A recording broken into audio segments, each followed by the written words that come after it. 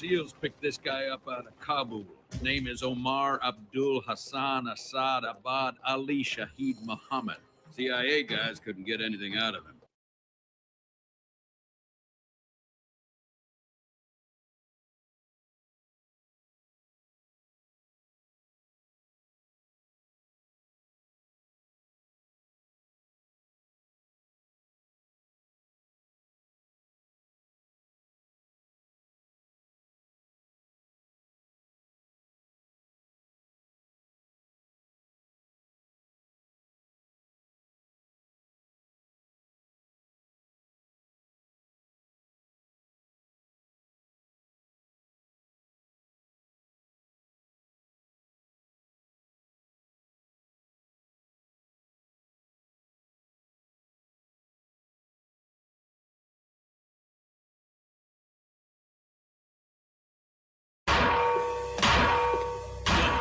No.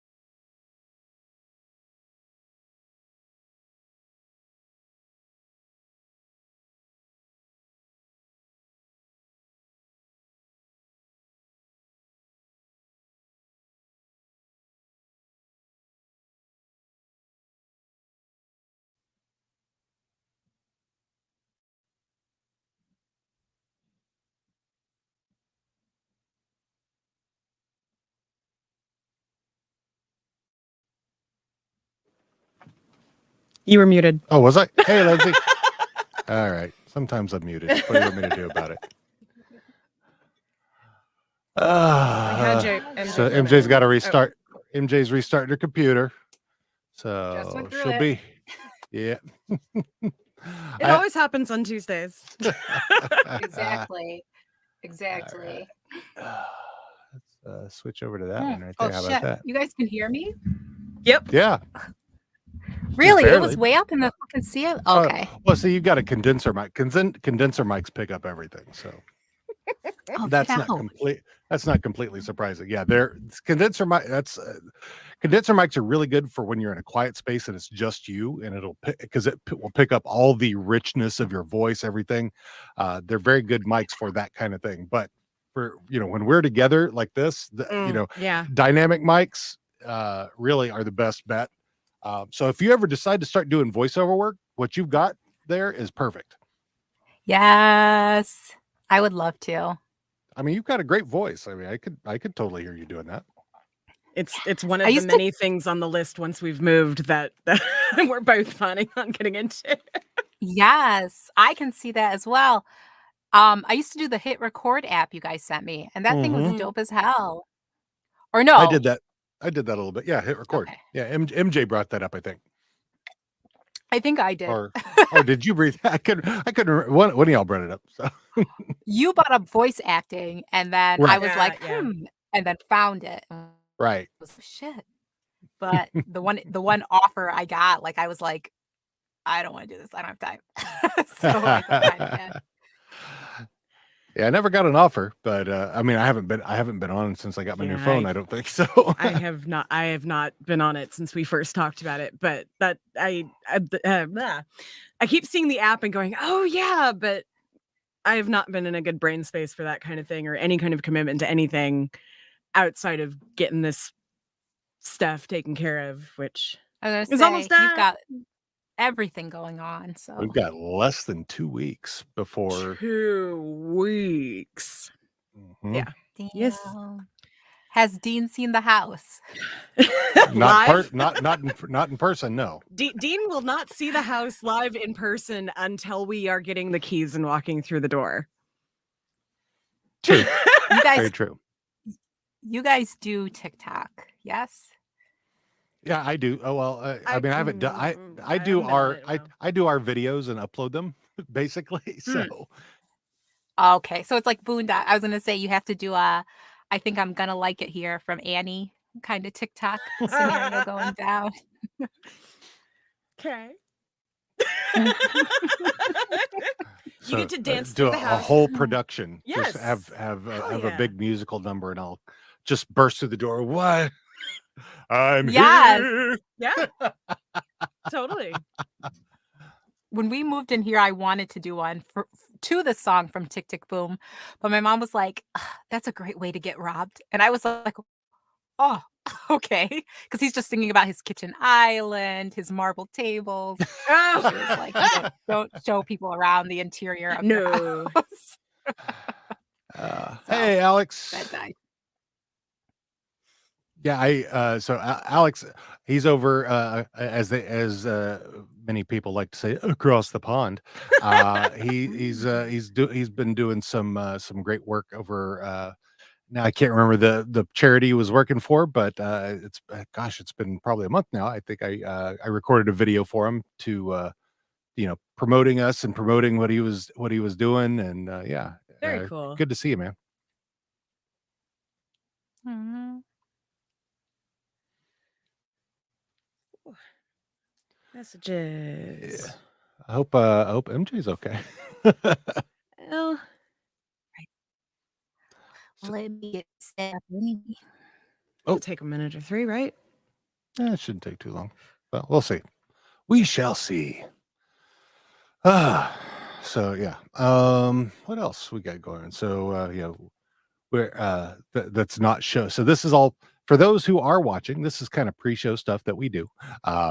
So we don't once we're all together, then we kind of we once we first all get together, then we chat a bit. And then we start the show. And then if you're watching live tonight, you're basically getting what our patrons get. Yeah. Every episode. Yeah. It starts off generally with me and Dean, and then someone will come in, and then someone else will come in. Yeah, and then we at some point we all strip down, oil up, and do some Greco-Roman wrestling. Yeah, just you though. The Benny Hill music. Exactly, to yakety sax. Definitely. But yeah. This is good. I like this episode, but because I was a fan of 24. So right.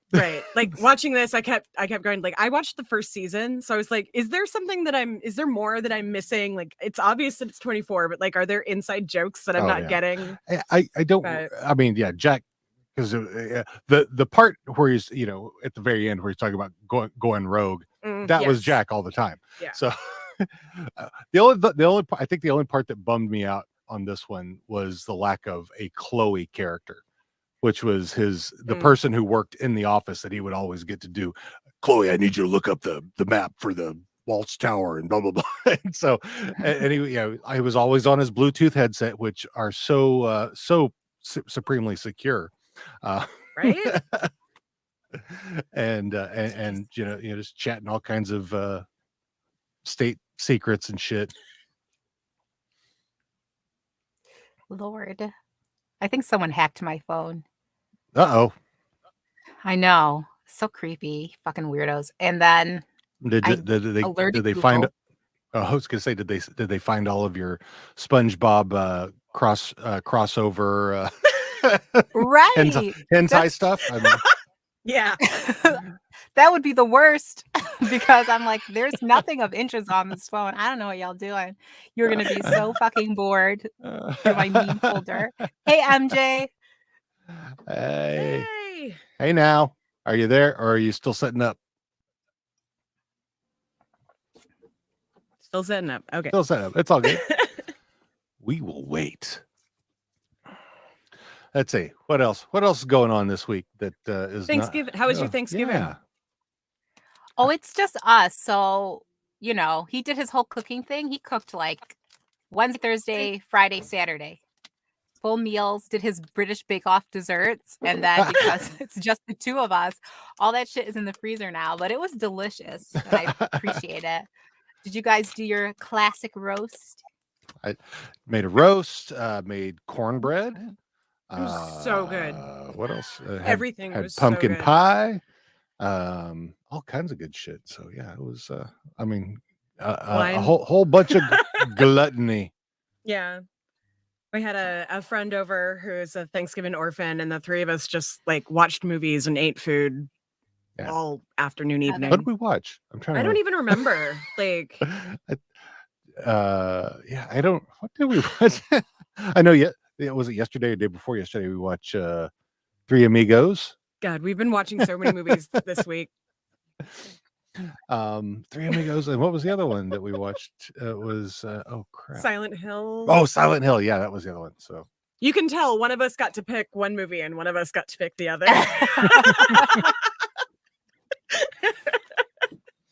Both were enjoyed by both of us. Yeah. Actually, Three Amigos surprisingly did not have it didn't fall to time as bad as most do. It aged okay. There was a lot of white men in tan face. Oh.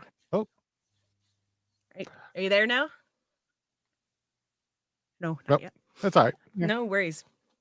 Yeah. So like a lot of, they weren't like, it wasn't like blackface, but it was a lot of white men playing Mexicans. And yeah, I don't know. Yeah, I mean, it wasn't that many, but I mean, there was. There I mean, were the main. I think all the main characters who were all the main bad guys who were Hispanic, whether they were bad or good guys, were all Hispanic. But Joe Mantegna played a Jew, so Harry Flugelman. Seeing Joe Mantegna as not his stereotypical Italian roots type of character. Not the dude in Criminal Minds. And Phil Hartman in there. Phil Hartman. And John Lovett's in there just for a beat. But seriously, Phil Hartman, like even watching old Simpsons episodes, every time his voice, it's always the same. Hi, I'm Troy McClure. Yeah. Like it's nostalgia in a, you know, what I'm sure my parents felt anytime they thought of like John Lennon. Like that's kind of, you know, because the age that I was, it was like the first him and the one who was killed by a stalker from My Sister Sam. Oh yeah. But like those were two celebrity murders that happened like in very formative years. And so like, yeah. And I was already, you know, true crime obsessed because I live in the land of serial killers, and so why not? That's why I don't get very much sleep here. He still jokes. 15 years, he still jokes that when I'm watching like one of my murder docs that I'm like taking notes or something. I'm like, I already know enough. Trust me. I think if there's anything we know from those, you always get caught. Yeah, pretty much. So far. I mean, granted, I'm sure there are others who have not been caught that we're unaware of. There are definitely ones that have not been caught that we're unaware of, and ones that have not been caught that we're aware of, and ones that have been caught and didn't get convicted, and so on and so forth. I mean, like one of the ones that I was just watching recently was kind of highlighting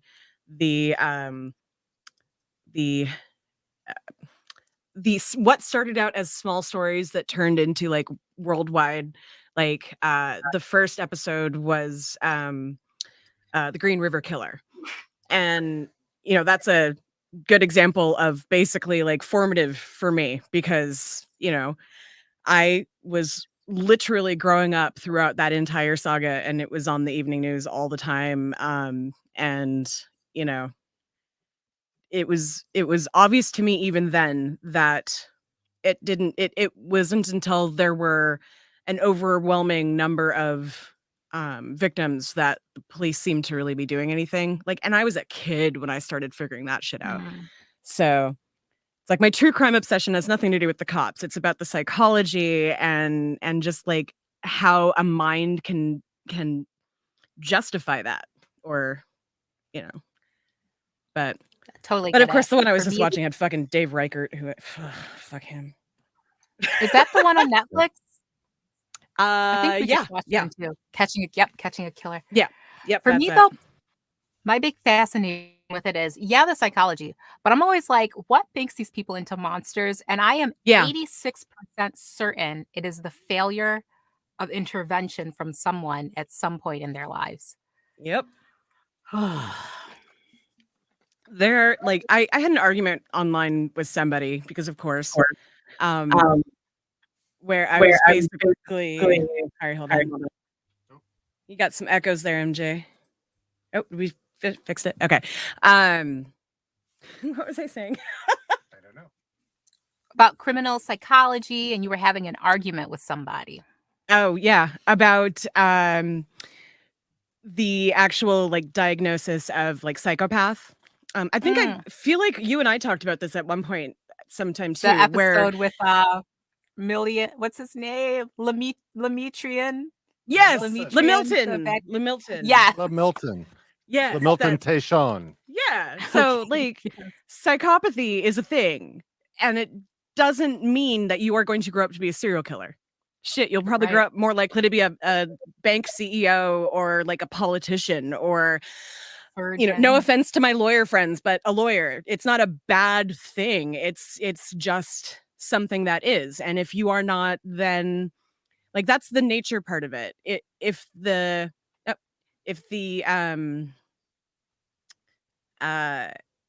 nurture can actually do like, if the nurture is there, if the intervention is there, if the signs are seen and recognized and identified and acknowledged, because that's a big part too, is the acknowledgement. That's one of the things that I feel like is going to get better over time is just more and more parents are more likely to get mental health help for their kids now than they were like 10, 15, 20 years ago. So I wonder, I definitely wonder if that will, cut the rate of serial killers, but I think there always will be because there's always shitty parents, unfortunately. Definitely. But- Definitely. Did you make it in, MJ? Mm-hmm. Yay! Sorry. It's your girl, MJ. All good. Hello, everyone. Hi, how you doing? Hello. I'm here. How's everybody doing? I'm so Tolerable. About there. Yeah. Out there. But I'm here. Yeah. How's the new job going? Which one? That's right. How's all of the new awesome going? How's that? I don't do anything. I don't have a phone. Oh, I dropped my still. phone last week, and Oh, still, I haven't been able to get a new one because I'm waiting on the one that I want to be able to replace it. It's very, very, very, very, very, very, very hard. Doing everything that I do with no phone. Like, yeah. Girl. I don't know who's messaged me. I don't know. So if anybody's hit me on Twitter, any social media, text message, anything, that's why. I'm not just ignoring you. I am alive. But the thing that pisses me off the most is I can hear when my phone buzzes and nothing happens. The screen won't turn on. Nothing. Oh, So really, yeah, it really sucks. So I don't know. You're We'll see if Phi, I have right? more of the positions when I can get in yeah. people. But yeah, that's been my week. You're Google Phi, right? Well, I have Pixel. I have T-Mobile though. That's what we got. Okay, I just got damn. my son just got the Pixel 6. Yeah, it's Does he like it? So far he's only had it for a week, so But he I wanted had it. the Like 4. yeah. that's what he had the 4. The 5, from what he heard, he enjoyed the 4. The 5, from everything he was hearing, was not good. So he skipped over that and he waited for the 6 to come out. So That's what I'm doing. so So, he seems happy with it, and he's taking his old one back in tomorrow, so to Mhm. ship back. But yeah, we got a good deal on it because they were if you traded in your old Pixel, basically they gave you the new one for free. There was like no charge. I mean, I'm not paying anything for it. So yeah, Yeah. pretty much. and that's T-Mobile. Can't So wait. I know. I'm like T-Mobile. If they can get them. T-Mobile's got some good deals going. I mean, right now they just had a thing with, well, they had Apple TV Plus. They gave you free for a year, and then they just recently had a Paramount Plus for free for a year. Which is So okay. The best thing about TR Paramount like Star Trek, so is that they also are showing the new Real World. So what they're doing is they're actually going back and they're going over each season. So they're doing a homecoming. So they did the first season. I told you guys about it in April when they did the first season. Mhm. And now they're doing the season with Tammy Roman. If anybody's a fan of Tammy from Real Housewives or Real Basketball Wives of Hollywood, was it Basketball Wives? Basketball Wives. All those Yeah. together, yeah. Real Housewives, Basketball Wives, Basketball whatever X's, Real Housewives Housewives Basketball of Compton. Jones. whatever. Yeah. So Ooh, yes, she did. yeah. So she's there. It's so funny because I think that she was probably the one that people remember most from that season. And you go to the screenshot, or you go to the thumbnail of it, and she's right smack dab in the front. And I swear that they did not take these pictures all together. It looks like they went, let's move her here. You gotta Photoshop her in. Yeah, just the formation like that they have her in. And I really honestly only remember her, Beth, the dude that she got kicked out, the black dude, John, who was the Oh, yeah. cowboy, and then there's like 2 or 3 other people that are in the back. I'm like, who the fuck are they?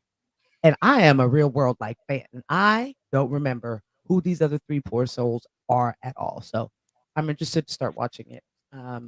But yeah, that's probably the best thing. Oh, and Big Brother and like Amazing Race, and then like you said, Star Trek.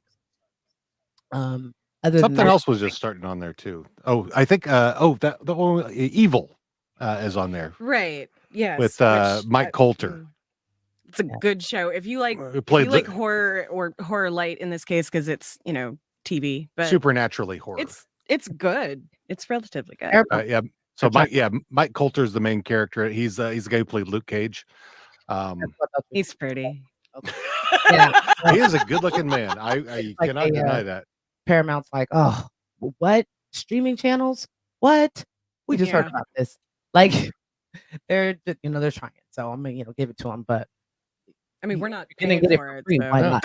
Yeah. It's like Apple TV. Yeah. If we're Yeah. not paying for Yeah. it, sure. But we got some Oh, Ted yeah. Lasso out of it. So. Yeah, we Yeah. have some good shows I hear. So Been a couple of good movies so far. I Yeah. haven't really Oh, explored it much. Finch was really good. Finch was really it. It'll break your heart, but it's good. God So damn it! I was not ready to watch that movie. I did not. I don't know why I didn't expect that. But what was the other one? Oh God! And we watched the new James Bond movie too. Yeah. No Time to Die. This man made me cry over a goddamn James Bond movie. Aw. I'm very disappointed in this. She's disappointed in herself. I am. It was a good James Bond It was movie. good. I mean, it was honestly, it was not the best James Bond movie I've ever seen, but it was good. that's the most recent one. Yeah. Okay. Yeah, I don't know. Not What's saying the- that I wouldn't watch or anything, but I would like them to have Lashana Lynch. Is that her name? The one she played Maria Rambeau in Captain Marvel. But she was the new 007. Because James had retired. He was no longer, so he gave up his 007. She's the new 007. But I would like to see her. I think she was pretty good. I'd like to see her Yeah. take on the role. I was watching one of the YouTube channels earlier, and it's called Mojo, and they were doing a countdown on like the top 20 like behind the scenes drama that went on between like the MCU and then how it trickled over into like DC. And I was like, I didn't know there was so much fucking drama in making these like superhero, Look how many billions of dollars are involved in it. And most of these like comic book actors, type of movies. most of those actors were not A-list actors before they started, and now they are in a multi-billion-dollar franchise. If they just every one of them has their own individual franchise basically now. Yeah, and it like from the directors to just it was kind of interesting. For somebody who like I know of the movies, but not that huge of a fan. Not saying that I'm not a fan. I'm just saying I don't like run to the movie theaters when when they're coming out. But it was interesting to see just how much drama there is, involving that. But then again, there's billions of dollars, so that's why there's so much drama. With like Don Cheadle replacing Oh yeah, Yeah. Terrence as War Howard. Machine. Terrence Yeah, Howard, yeah. as War Yeah. Machine. Yeah. Yeah, like how that happened and how Joss Whedon was, how he was like so excited. Everybody loved that he was part of the first couple of Avengers, I guess. And then he was, they just fired people left and right, first of all. And if it's anything to do with Disney, Disney's like, fuck you, pay me. Not me pay you. I'm gonna do whatever I want. So yeah, that was just interesting. And then to find out how they considered Shield, which if I was a fan of anything, Agent Shield, the TV show, Agents of Shield. Yeah. loved it so much, and how that was like they hated it. Like they did not connect the TV show to the movies or anything at all. They never wanted the like crossover. And I was like, really? Because that is how I know shit. Like I tried watching Agents of Shield. I just couldn't get into it. And that was we love that one. That was, I mean, hubby and the boys watch everything, but that for me, I was like, okay, I get it now. But yeah, they, TV movies, they don't always cross over. Yeah, Money, True. Hollywood, the old rich white men. like Ed Wensler. Yeah, pretty much. Ooh, I like the new Avatar. What's that? The new Avatar. Oh yeah, it's cute. No.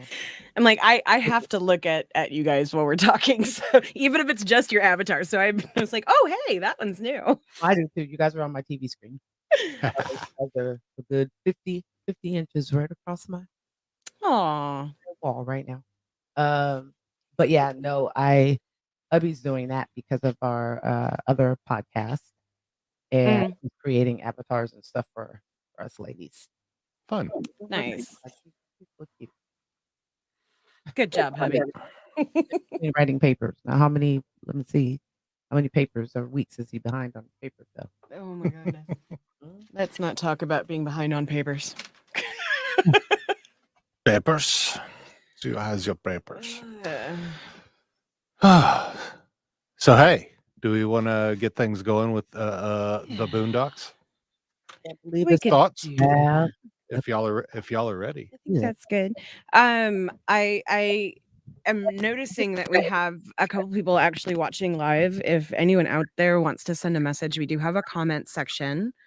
If you're watching, not live, sorry. You can message us on like Facebook or something, or Yeah, Twitter. if you're watching, if you're watching live, yeah, you can comment on YouTube and Face. I don't know if the Twitter stream does that, but oh, that's a good point. But I do know that it works for YouTube and Facebook. I haven't set up Twitch for this yet, but anyway, yeah, you can comment and like our buddy Alex Whitley, Whiteley left us a comment earlier. I brought up. Oh, and here's Mom. Hi, Mom. I knew you were watching. And then we got Hey, Alex. Who's Stupid Pencil? who's Stupid Pencil? I don't know who Stupid Pencil is, but that's cool. I like that. I like that name. Yeah. All right, so I'm going to kick things off and we'll get going. All right, y'all ready? Yeah. Oh, who's on MJ? All right. I remember when these shits first came out, man. Bitches would be coming up to you like, let me see that iPhone. Let me play with it. Let me stick it up my ass. Put it in my mouth. Suck on it. Then one day, I got tired of all these questions, you know what I'm saying? I let the girl stick the iPhone up her butt. Took the doctors 12 hours to get it out. And you know what?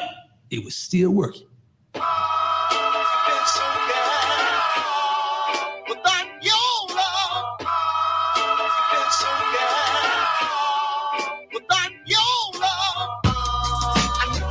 It's about to make a change.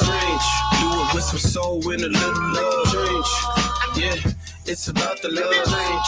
Do it with some soul and a little love change. You can't make a change unless you got the love change. Do it with some soul and a little love change. You can't make a change unless you got some love change. Do it with some soul and a little love change. We started from the bottom, talking about the roots. Hey there, friends. Welcome to the Boondocks podcast, where today we are reviewing season 3, episode 15, It's Going Down, which also happens to be the season finale, in which a terror attack near Woodcrest is imminent and domestic terrorist Huey Freeman is the main suspect, with super agent Jack Flowers on his tail and Ed and Rummy on the loose. Can anyone save the day? But before that, how y'all fucking living? Yeah, it was beautiful. So do you, And- T? And Dean, you look just as handsome as always. Well, thank you very much. Hey, y'all. You don't need nobody telling him that. Yes, I do. He knows I'm- he's pretty. I need me some words of affirmation. You get words of affirmation from how many people? I don't know. More, please. Okay. All right. Fine. Everybody give him some words. Give those damn words. Just give it to him. Just Words, give words, him- words. Yeah. How we living? Sparse right now. Because like most of everything is packed up. Like my most of what I am using between now and moving into my house is in a single suitcase and a laundry basket. Hey, I'd much rather have it like that than where I've been.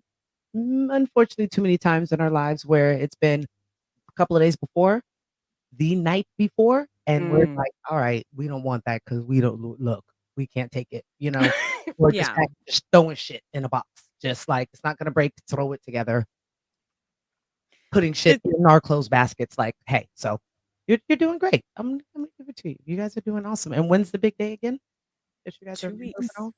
Wow. Well, I'm going to be in Portland. I'm going to be in Portland as of the 12th. But technically we're not moving in until the 17th, but our pods magically go away for a week on the 12th. So I will be hanging out down there with my friends. Well, Dean still has to work. Haha. Yeah, I've had to find temporary residence that has good internet so I could work. So Yeah. So I'll be up here until basically the 18th. I'll be driving back down there with one of the dogs and maybe a truck. I don't know. We'll see. I haven't figured that out yet. Probably a truck. For the holiday. Good. So you won't, hopefully you will not have crazy like holiday traffic or anything. How long does it drive there? To the 3.5, 4 hours maybe. It would be 3.5, like if we run into traffic getting into Portland or something between our front door and our new front door. So Not bad. Well, Yeah, fortunately we're fairly north of in Portland, so we it's pretty quick. We don't have to drive through a whole bunch of crap. I don't think. just one bridge instead of like 17. That's good. People tend to drive very cautiously in I'll say that in a nice way in Portland. I'm like, is this a speed limit or you guys just okay? That's what we do. All right. Oh yeah, that's Well, that's absolutely. 75. But also I don't slow out here. Portland is not as much as it is a big city, it's not a big city. So it's got a lot of freeways and a lot of bridges because there's a lot of rivers and things going through it. But yeah, like there are certain times of the day where you are probably better off walking to wherever you want to go or taking the max. So I'm actually really excited to live somewhere that already has public transit infrastructure that mostly works. Plus. Yeah, we were in Beaverton. I have a friend that lives out there. Yeah, we didn't. Yeah, That's why they keep all the beavers. I saw.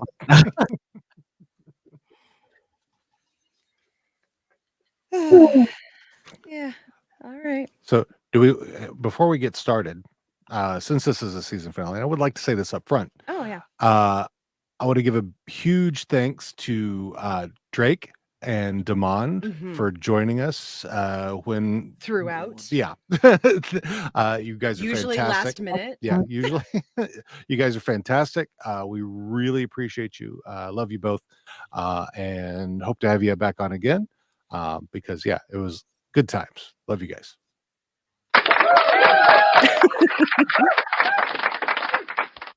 Oh, and also to Dennis Guggen.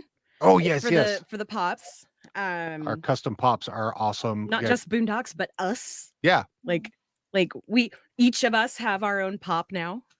they're packed away. They are packed so and that, we'll you know. and we'll send them off once we've gotten moved. So We were afraid of losing things or forgetting things, so it was like just pack it and be safe. yeah, so yeah, I'm go sure go. we're all gonna be in Target this Christmas. So Yeah, go. Yeah, Dennis Guggen, Gugin, custom pop vinyls. Go check him out. He's most of his stuff you'll find. I mean, he is on Twitter, but the bulk of his stuff you'll find on Facebook. So really great stuff.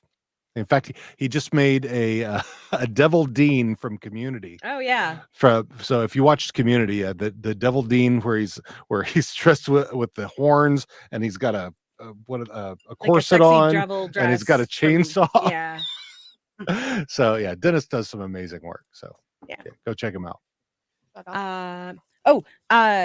The other day, didn't we hit like some kind of milestone? We did hit a milestone. Was that yesterday or 2 days ago?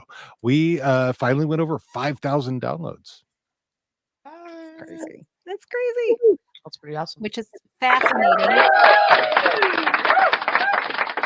Because in October, we were only at 4,000 downloads. So, Right? Yeah. damn.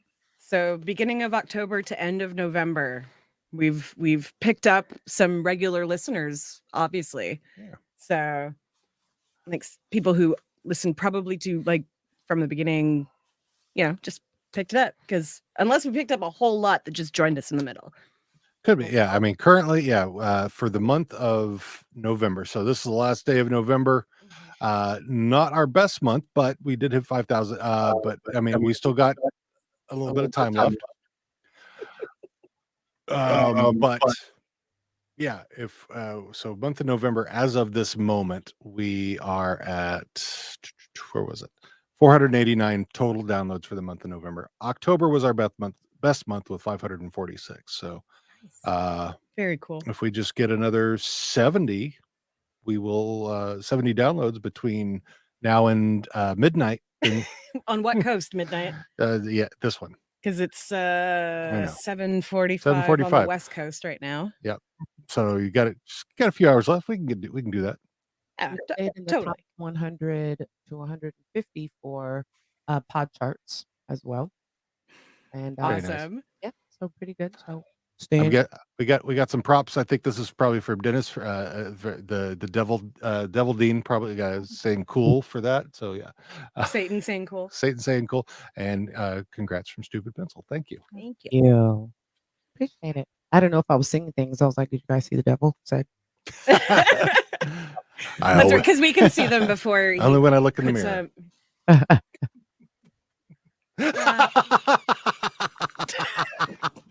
I love being able to see Lindsay.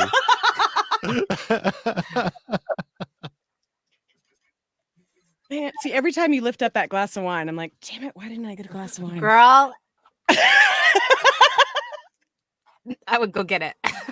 Dean, when you magically escape to go and feed the dogs, maybe you should pour some wine into a cup for me. Maybe about this cup. No.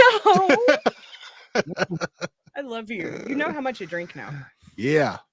Not much. Surprisingly, for anybody who's known me for longer than a few years. But Too true. we're light right now. it's not even just that. It's like since the pandemic, if I'm at home, I'm generally not interested. I just when I'm out with friends, give me a margarita or a couple of glasses of wine. Everything's great. Then I'm at home and I'm like, maybe I want a glass of wine, and then I'll pour myself like an inch of wine, and it'll take me all night to drink it. Just not interested anymore. Probably from sitting in my house for too long now. Mm.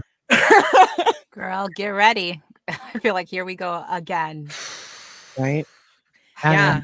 Um, Yeah, Yeah. that's actually Yeah. I mean, let's just go over some of the top news stories, and it'll just all sound like every single one of them will sound like some kind of repeat of something. So, we had a school shooting in Michigan. Unfortunately, 3 children have died, and a 15-year-old is in custody for it. Michigan, correct? Yep, just north of Detroit. I best I can say in situations like this is usually, and it's that same thing with what we were talking about psychopaths and serial killers earlier. Somewhere along the line, somebody missed something. Mhm. And I don't know. It's you can have all the gun regulation in the world, but if you are not addressing issues that lead to children killing other children, like that's something completely different than, some asshole with a gun shooting Yeah. up a mall or whatever. Like this is a 15-year-old fucking kid. And just to your point, where there's been a failure, obviously, within his community, Mhm. within his, nurture kind of situation. Um, me as a parent right now going through where the little one Jackson just keeps getting messed with, keeps getting messed with. I told you guys he got in a fight, thought it was over. Yeah. Kid did something today, and I'm just like, why are they so like focused? And for me, I don't think that I have anything to worry about in the event that he would end up doing something. But I don't know about these other little almost cursed about these other children. Little fuckers. Yeah. Mhm. Thank you. I mean, I am officially not a teacher. They are little fuckers. Yeah. I love every go one of there and them cuss usually. them out and then tell their parents to come out so I can cuss them out as well. And then part of me is like, okay, it's part of being a kid, but it's different now than when we were growing up and parents could just go, it's part of being a kid. Or my mom said, well, you go and you fight them, and if you don't, you come home and fight me. And that was the gist of it. I can't have that same, we can't really have that same Yeah. rhetoric or that same mindset anymore. And I feel like it plays to what happened today and what's been happening more consciously or more constantly, and why parents need to be aware. Whoever is, the influence in that child's life, you need to be aware of whatever signs there are. Don't take any Mhm. signs for being minute. Don't take anything for, just being a part of childhood. Nowadays it can't because of certain situations. Um, these kids are just not even a year, 4 months back into being in school learning, Yeah. on the regular and being back with all these people. I know they've had at least 6, 7 fights so far for this school year, and a couple where parents were fighting each other and police officers had to be present and things like that. Just Yeah. what'd you say, babe? Parents fighting kids, not even Jesus fighting each other. Christ. Yeah. So it's, that's exactly what I'm saying. Like there's so many, it's different than when, we were growing up. But much like you were saying, T, it's like we've got to be much more aware, diligent, be that helicopter parent, if for lack of a better term right there. Be that one that really blows up everything, because that's And the way that we're gonna hopefully be able to alleviate.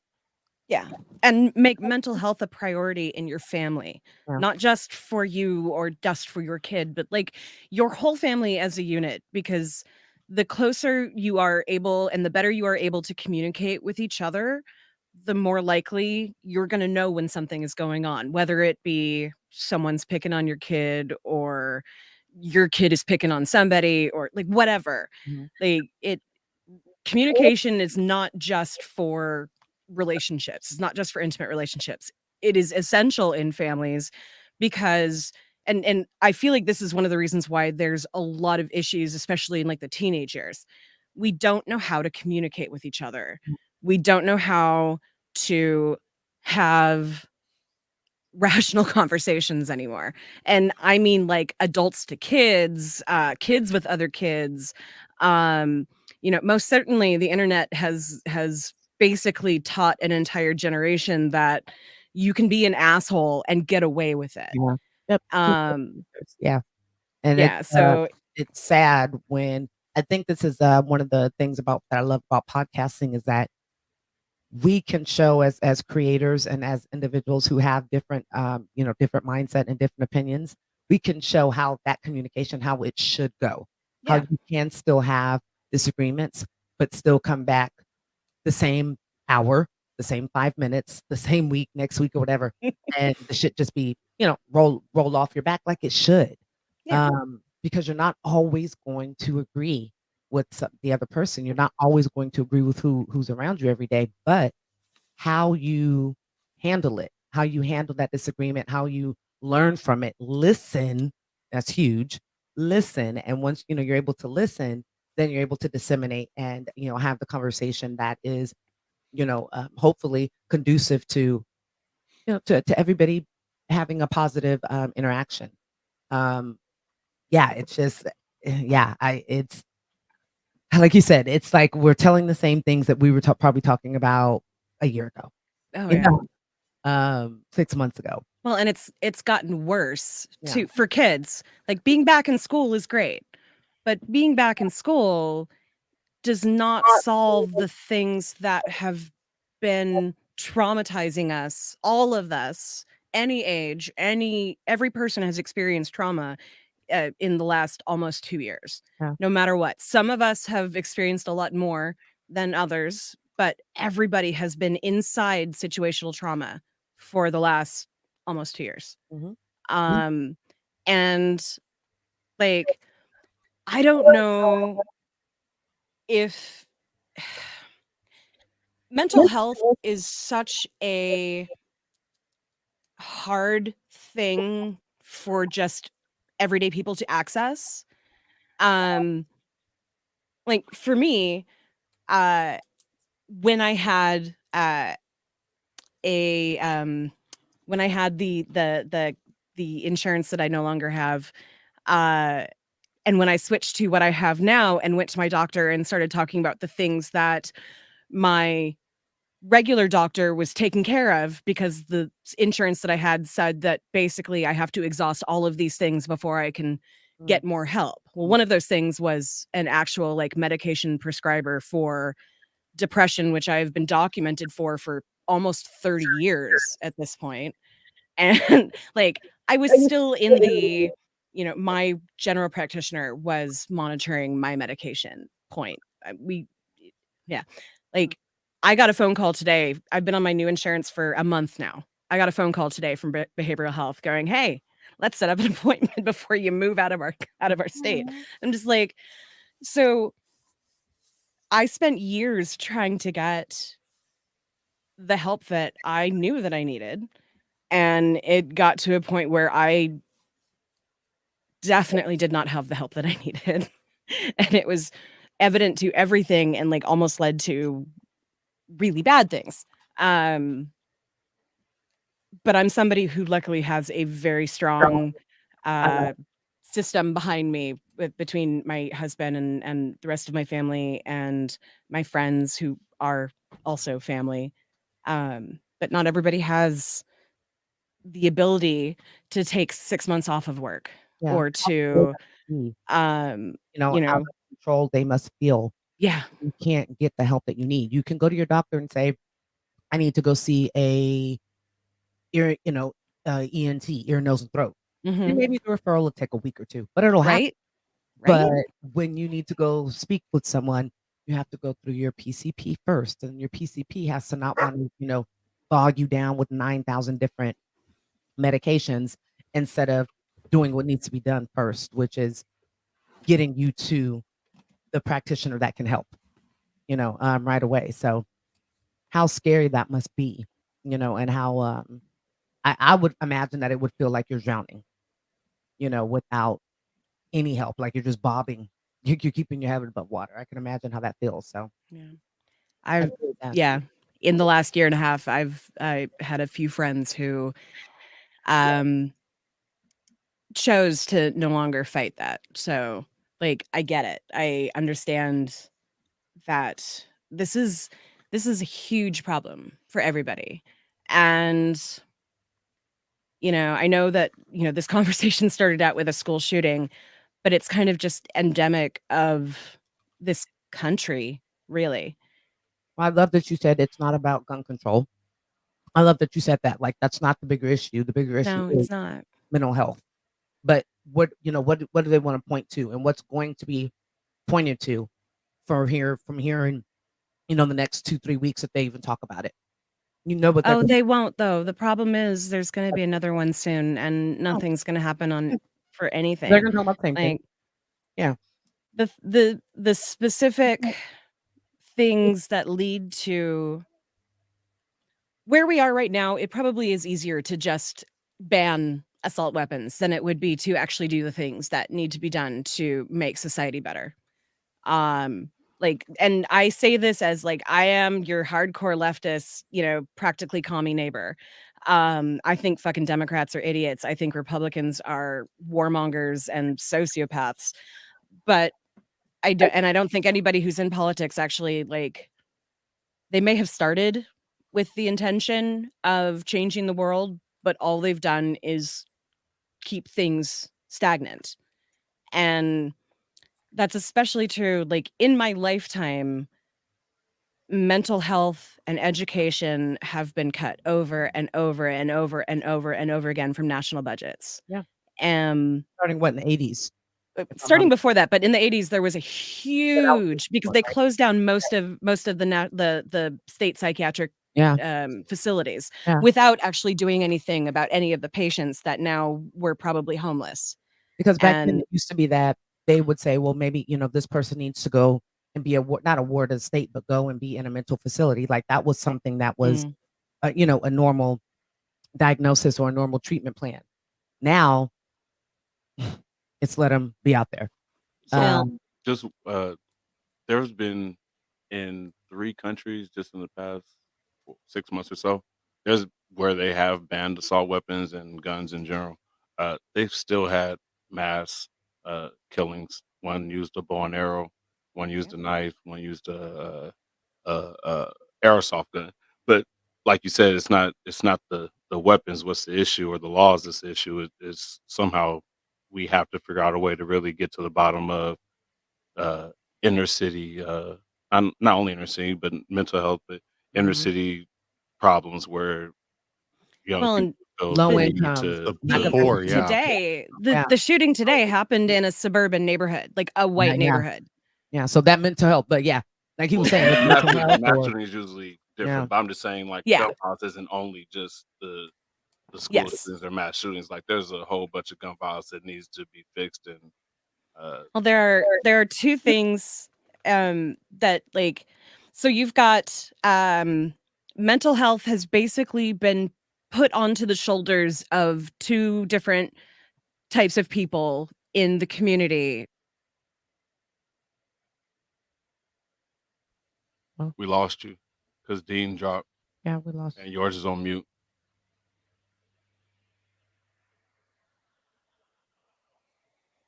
This is just live. one moment. This is live, everybody. This is live.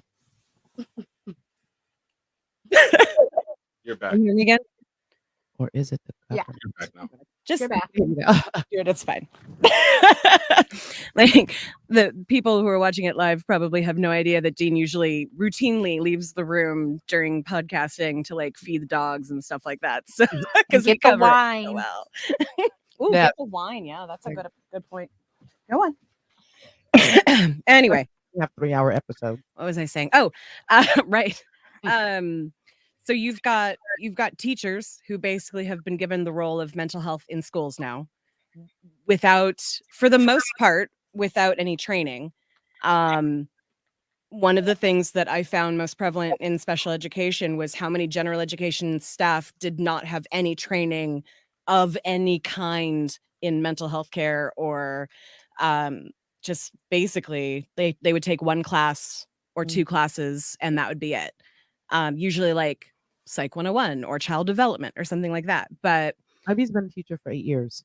And for 8 years, he has had IEP students. Not saying that that's exactly the same, but a lot of those students have, trauma, mental issues, things like that.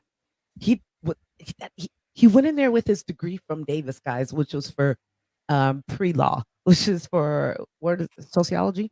Yeah. mm-hmm. and went in, got the job because he, he did his basic test that he needed to be able to be like a substitute.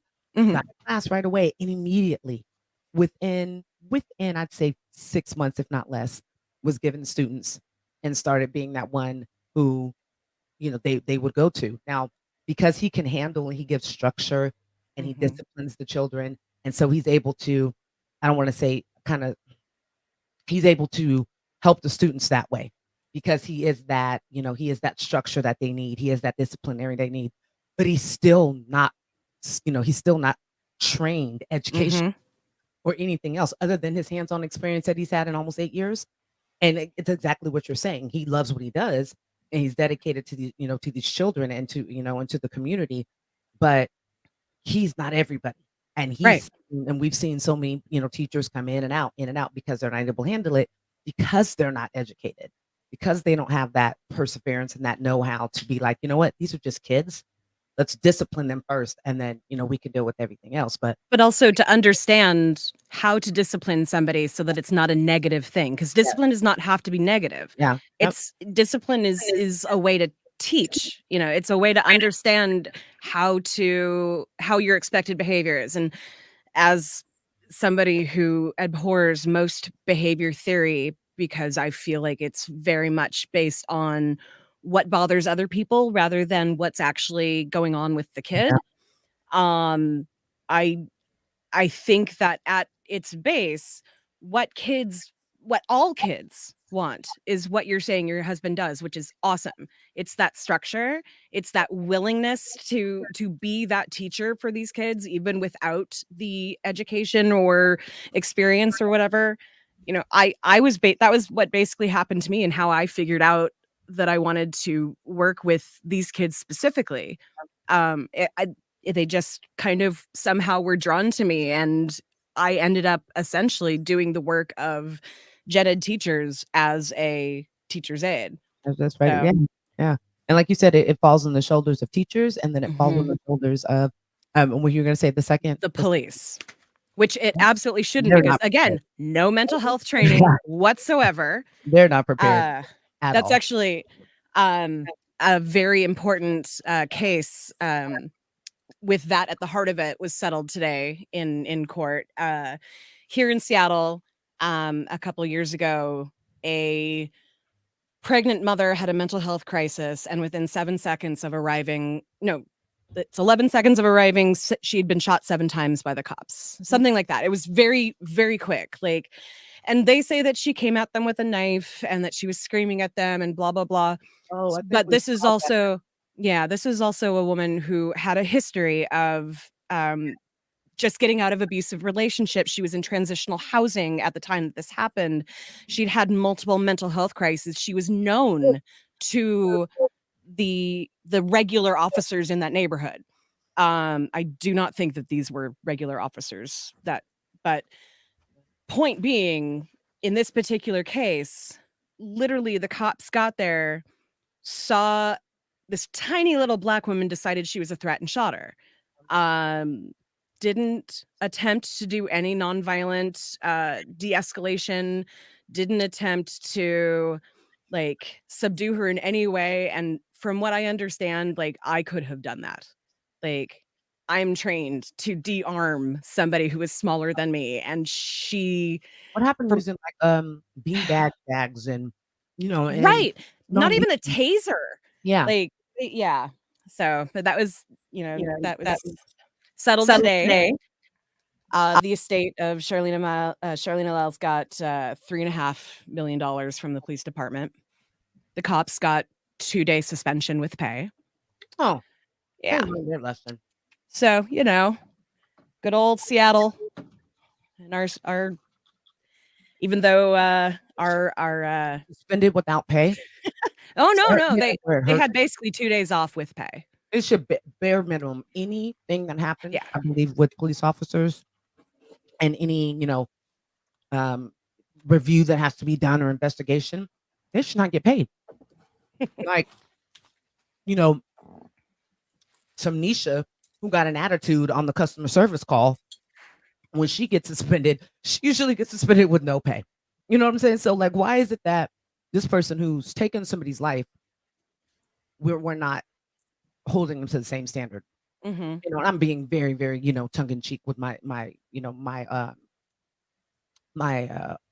example here. Yeah, my analogy. But I mean, come on, it's that fucking simple. I feel like it really is, and that would say a lot to the community, which I think would build relationships between the community and police officers.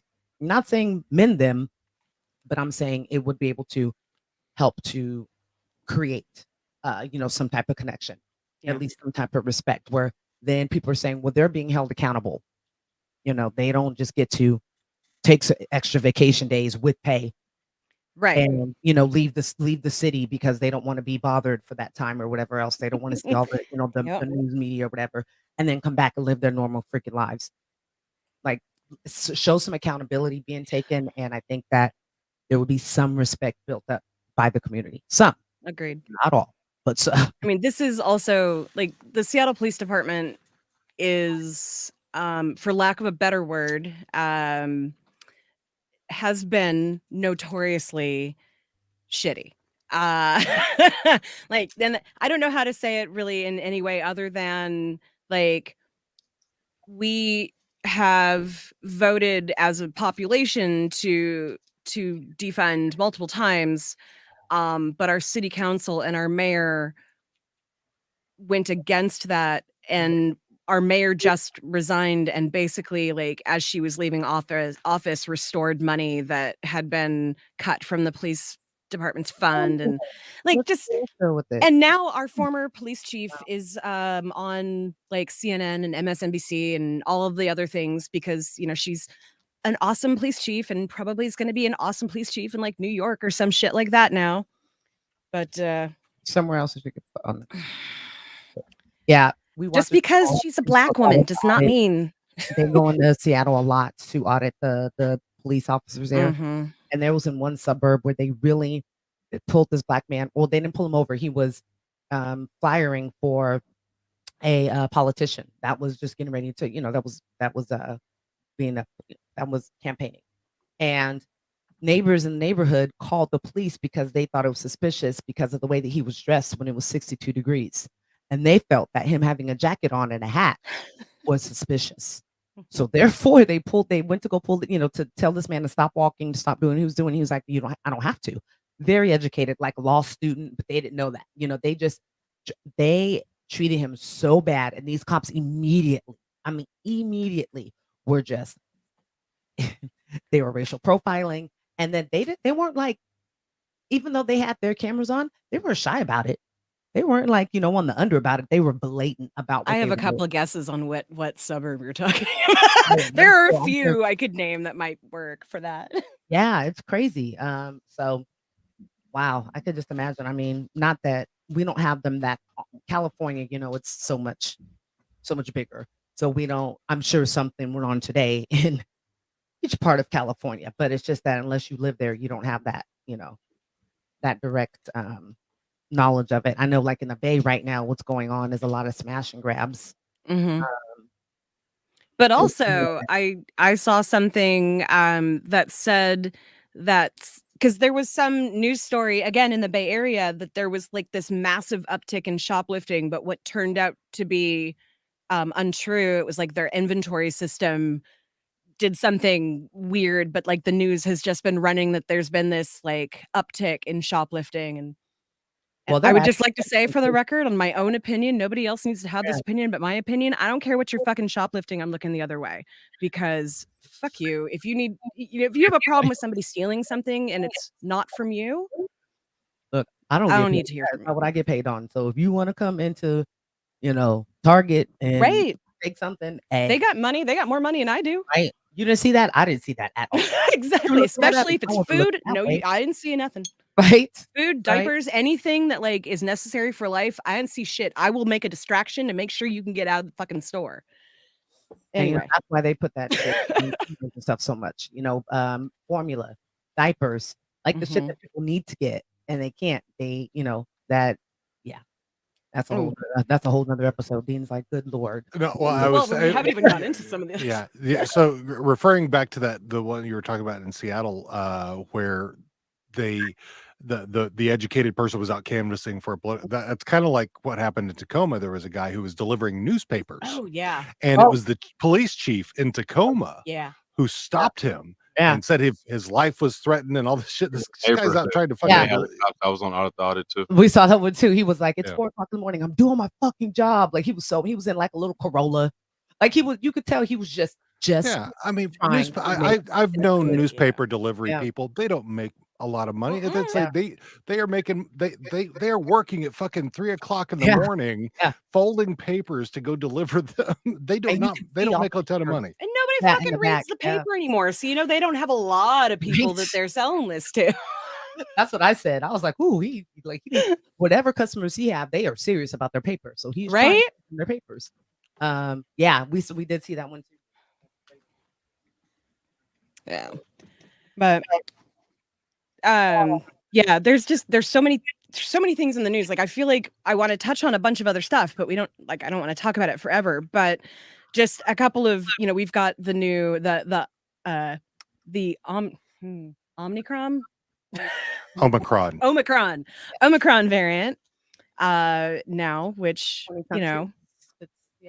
because 40% of our country thinks that well, shit, let's do this. 40% of our country believes that the rest of the world doesn't deserve to have it, but they won't take it themselves. But anyway. Have you guys had your boosters? Yep. No, Dean has not had not yet. I will. I just have to. I've been too busy, but I will. And I don't really see a lot of people anyway. So now with this one, it's not like I didn't want to, but I'm like, okay, well, it's even more. I mean, it was just our 6-month mark. Last month. Since we took our last one. So, but honestly, if I have to take a shot every 6 months, I will do it.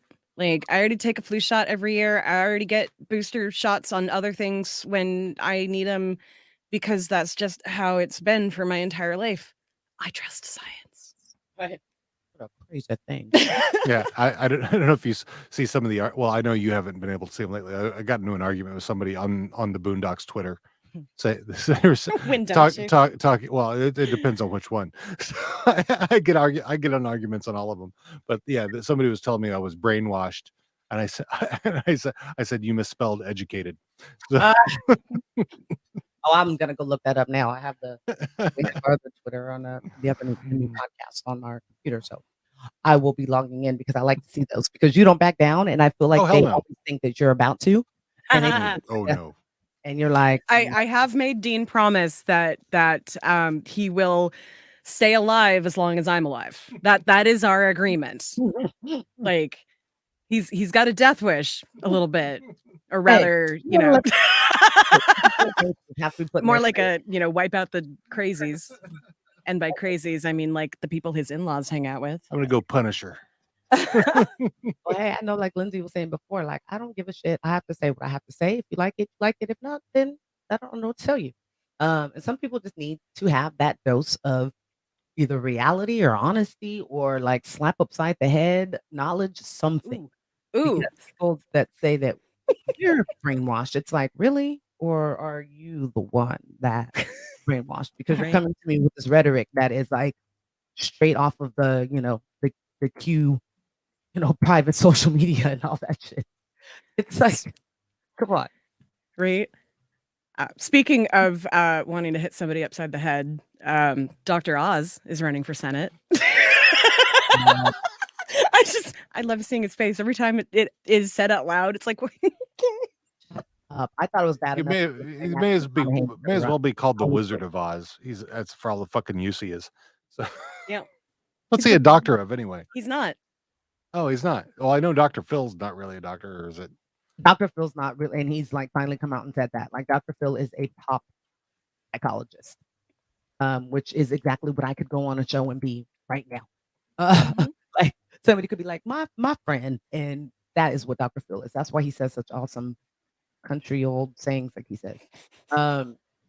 He's a cardiothoracic surgeon. Dr. Oz is? Mm-hmm. Well, just like what was his name? The Ben Carson. It was a brain surgeon. Just because you can do something amazing like that does not mean that you have smarts in other ways. Yeah, you got no goddamn common sense. And especially when a TV show makes your brand and your your whole identity for you. Um, yeah, that makes sense Yeah. why he doesn't have a show on anymore. Or if he does, it doesn't get shown, at least in this part of Northern California.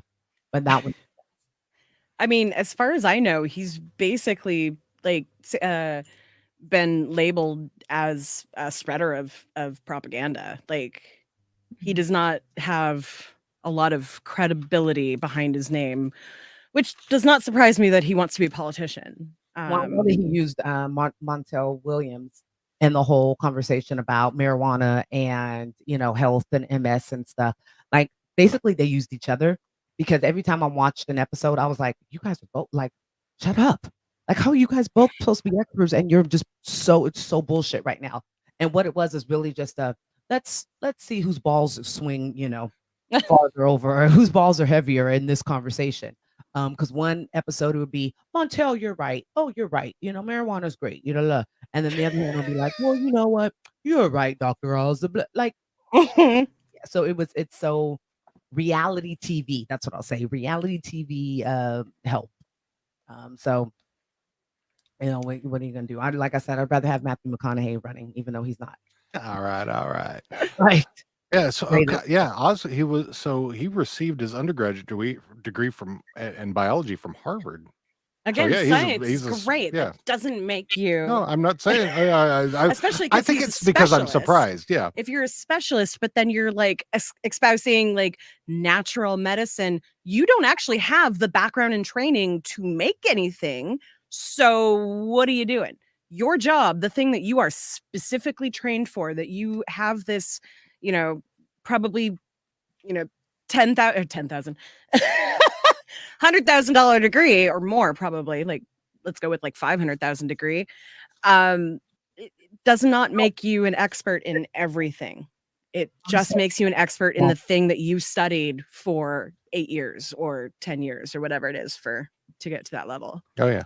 You're not wrong. I mean, he's hawking all kinds of crazy weight loss shit. He did apple cider vinegar. Ridiculous. And he came Oh around my God. how apple cider vinegar was bad. And I was like, well, which is it, good or bad? Because you were just touting it.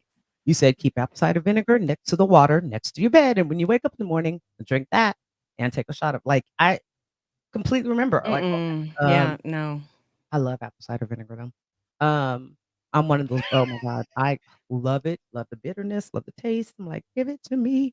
Me and my son, we're the weirdos in the house. But yeah, so I think his thing was just to make like his daughter, a career, which he did. He made a career for himself, put more money back in their bank accounts. That's, they were successful at that. Just like Dr. Phil.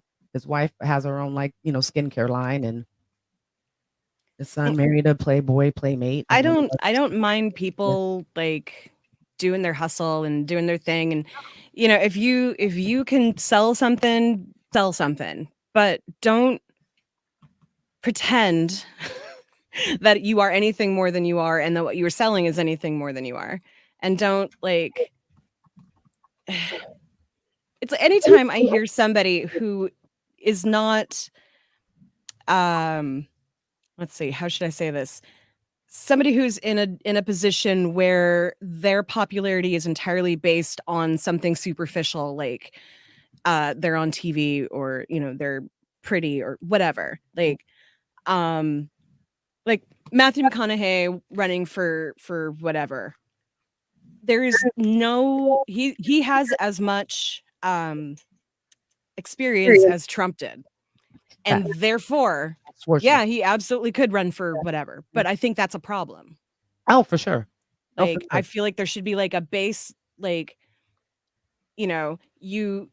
even if you don't even I wouldn't say that you have to be a college graduate, because at this point I don't really even think that is necessary and necessarily some kind of symbol of intelligence. For some people it's just a symbol that you know how to game the system. Yeah. Especially nowadays. Yeah, right. Yeah. I don't know. I would always put my children on too, but it needs to be something that is actually going to help and not something that is just adding to adding to the shittiness of of our culture.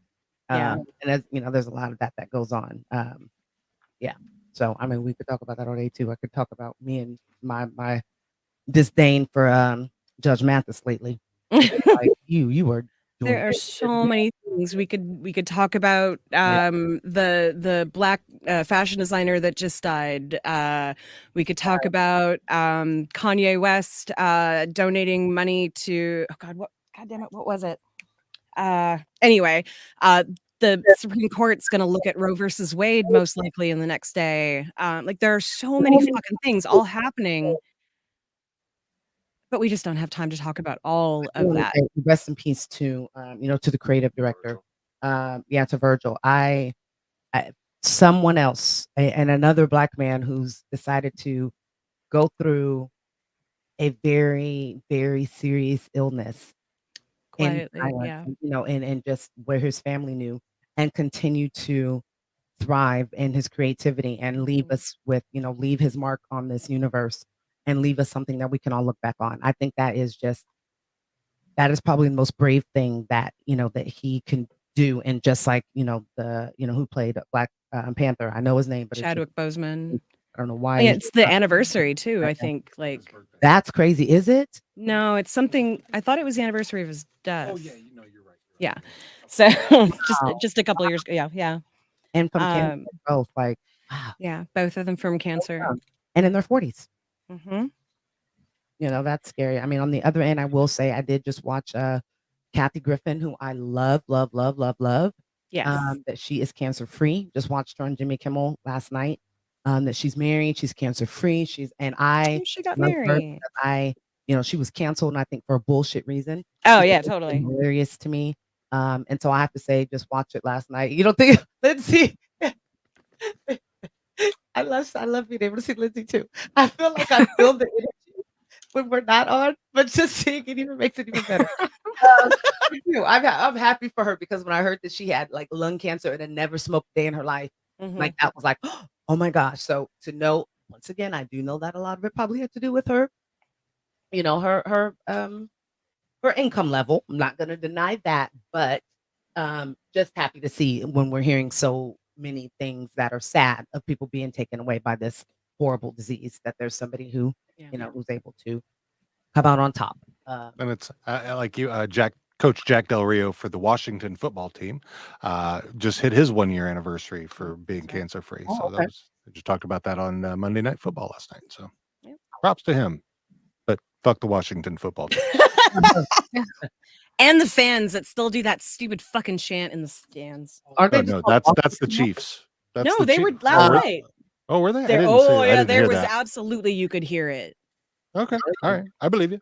I don't know what it is. It's that racist, like. Well, yeah, that's what which is what the Chiefs do. Yes, yeah. I know. I have not seen the Cleveland Indians. The Boner Cats do that. Anyway, the Boner Cats. The Boner Cats. Anyway, one of these days you're gonna have to we're gonna have to make that one popular again. Boner Cats. Actually, Don got a Boner Cats T-shirt. Yeah. So there you go. Kicking ass. We don't talk about sports. Woohoo, Warriors. Okay, now. All right. How about let's talk about the Boondocks? Well, let's talk about the Boondocks. Let's do it. All right. So season 3, episode 15. This is the final Magruder episode, right? Yes. Until they start it back up again in next year. Whenever they on do HBO Max. I actually yeah. Anyway, let's move on from that. We'll talk about that one in a minute. All right. The episode starts off inside a U.S. military base where a jihadist prisoner named Omar Muhammad is detained. That name. A government agent named Jack Flowers interrogates Omar about the target for a possible terrorist attack. Because Omar keeps refusing, Jack repeatedly kicks him in the testicles. During the last kick, Omar yells out a random place name out of desperation, Woodcrest. So that was a scene right out of 24, which in this episode is apparently both a TV show and real life, because eventually Ruckus is going to know exactly who this person is and exactly what he's known for. So I just thought that was interesting that this is both a show and a real guy. Also, what would happen if you got kicked in the testicles over and over and over again? I'd probably puke and pass out, I would imagine. I mean, but I know. Like, would that compound pain, would it get worse every time, or would it like? I don't. I have not. Would been, you have any? I have. left? I have not been. I have not been kicked multiple times in the balls. So Anybody out there been kicked I multiple times in the balls? Let me know. I think Curious minds need to know. Stop them in the nuts. it doesn't hurt that bad. Don't come on. You guys would be putting on. I mean, I'm sure there are a lot of nerve endings in there. There's some people who are into that though. So. There are absolutely people who that is their thing. And cool. Okay. We're like, that sounds like a great Friday night. What are you talking about? No king shaming. So next we cut to Huey on the hilltop next to the tree where he likes to hang out, staring at the windy sky. The white shadow has joined him. He commends Huey on retiring, and the reason why I mentioned about this being Magruder's last season is, was Huey quitting Magruder's way of saying I'm quitting, like letting it be known without it being a big deal at the time? Because I don't know, was it known at the time that he was? I don't know if it was known, but I think he had a feeling about it. Okay. I don't know all the facts to it, but there's other things that happened in this season that kind of led onto that as well. Right. Oh, very final. Yeah, this season especially. Like, I wonder if, he just was like, okay, we're ending the show, and then because I wasn't watching it at the time that it was live. Did the 4th season come out immediately right after, or did they? Were they like, this ended in 2010, 2011, and then season 4 I think was 2014, 15. Okay, so that makes sense then. He probably was just like, and we're done, and the company was like, wait, we still want to make money. Yeah. So because wasn't it on like Adult Swim? Yeah, yeah. So season 4 went April 21st to June 23rd, 2014. Okay. All right. So he tells Huey that it's the right thing to do. He informs Huey that the Central Terrorist Agency, unit, something, are coming after him because they think he's a domestic terrorist. The White Shadow disappears after telling Huey that it's a warning for him. We cut to Ed Wensler III and Gin Rummy walking the streets. There, Ed III talks and boasts about his new iPhone. We heard about it in our opening clip, which was kind of hilarious because before we started, we were talking about the phone thing too. So, so Rummy says that it can't make a phone call, which was kind of hilarious that they didn't have an app for that. And then they stop in front of Wensler Plaza. Inside, at the front desk, is a security guard named Dan Stuckey, aka Dan the Security Man. He is called into Rush Limbaugh's show to bash Barack Obama, declaring war against rich people.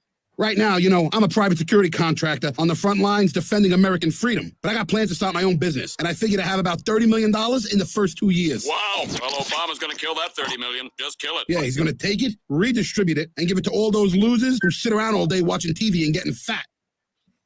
Not like him at all. Yeah, because he was so skinny mini. That's exactly why I picked the clip, because to me, this was Republican hypocrisy at its finest. Just what they do. It was so perfect. You can't tell me what to do with my body when it comes to this vaccine. But ladies, you better keep them closed. It's ridiculous. I don't know why you're writing Chris Christie. I don't know why. Like, yes. Yeah, actually. So the guy that played it, he's in the first season of The Wire. The two knuckleheads, the white bald guy and the black bald guy that hung out together that were always fucking up. It's like the undercover cop. They were undercover cops. Okay. So, and they were the ones. You said this earlier, and I couldn't place it, but now I think I do. So yeah, he was the white one of that duo, that was the voice actor in this. So. All right. Wow. Okay. Yeah, the part that cracked me up the most, though, I have to say, is I figure I'll have 30 million in the first 2 years. Yeah. Ooh, how?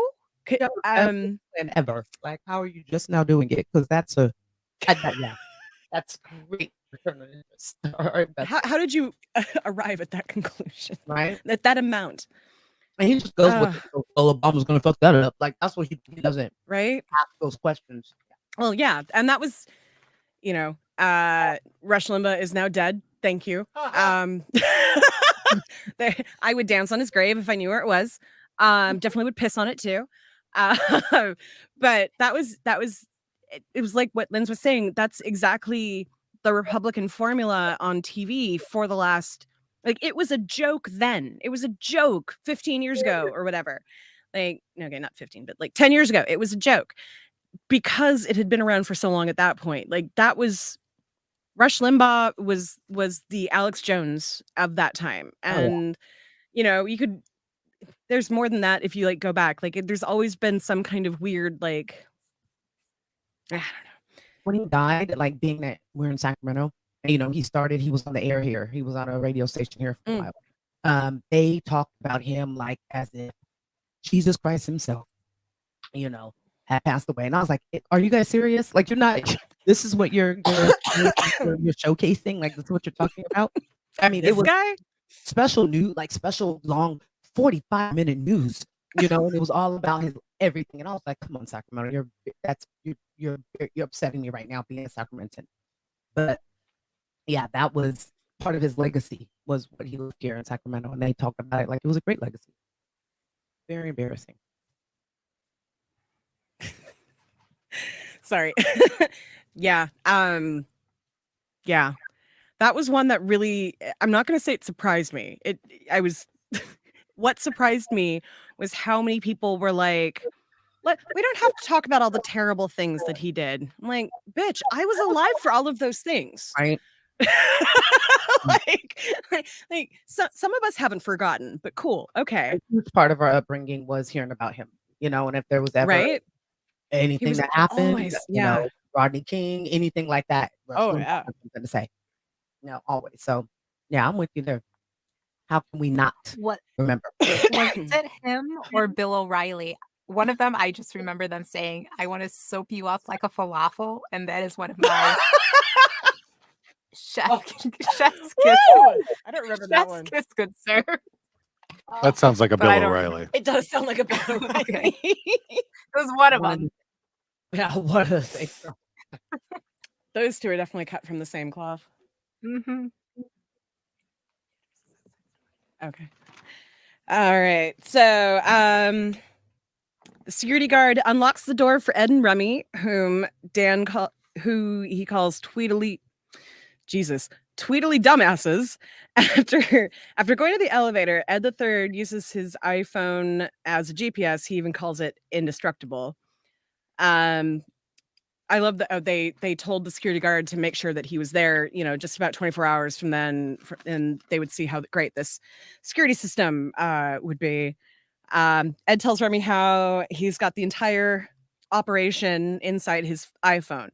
He recalls that when the iPhone first came out and women would always come up to him and want to do sexual things with the phone, and then the two start the bomb.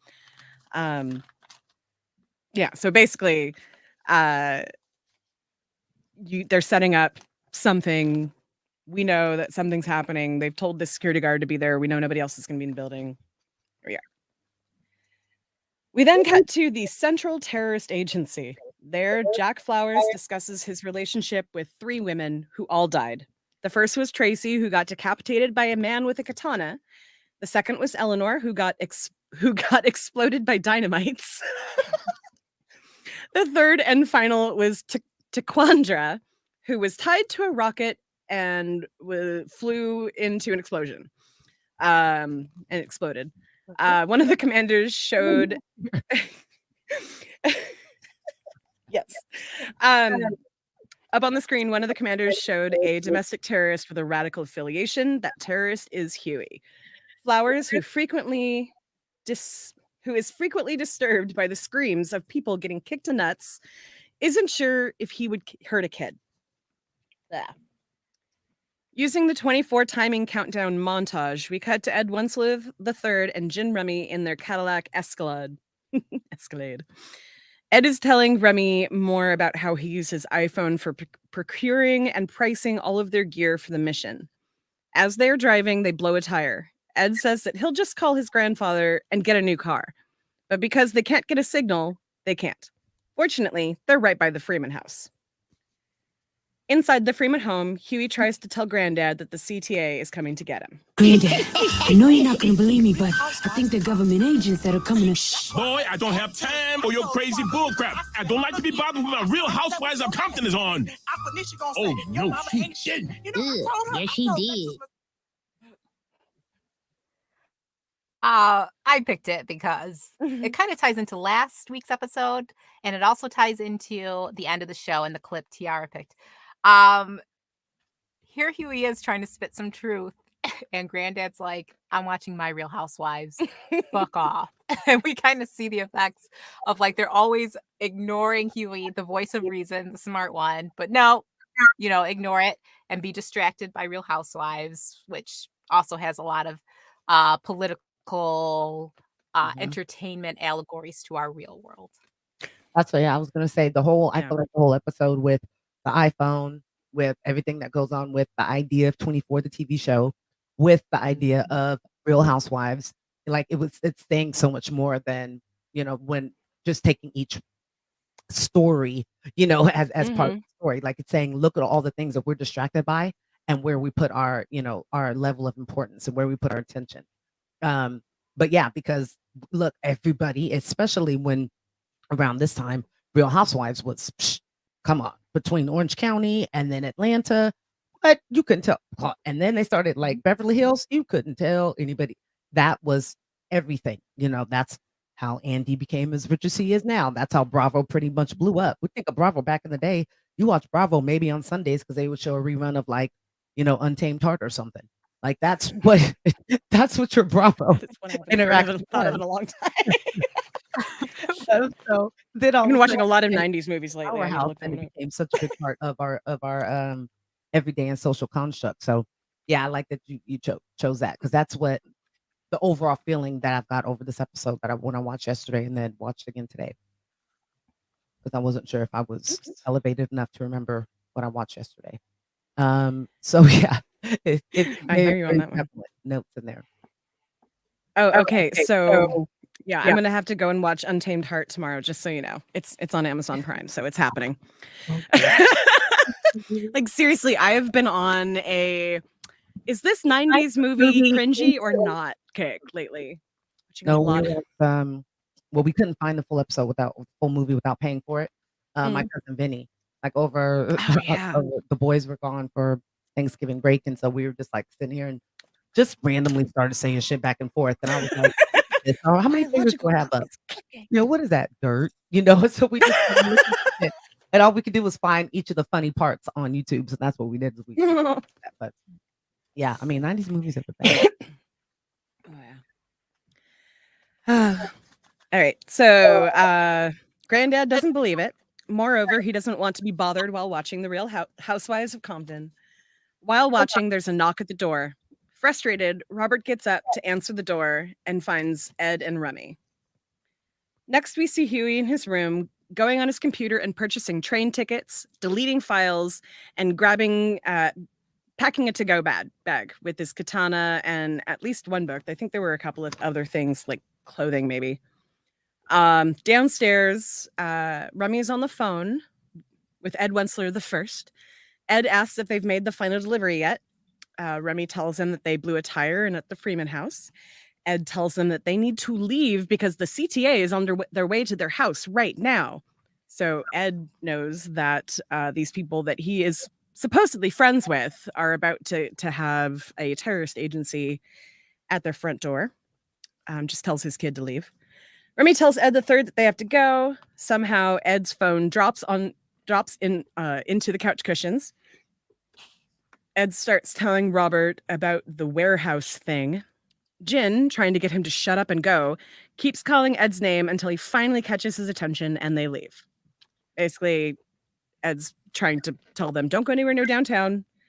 Go uptown. UPTOWN. Uptown. Huey leaves the house with all of his stuff that he brought with him. He eventually sneaks up on Uncle Ruckus, pulls out his sword, and kidnaps him.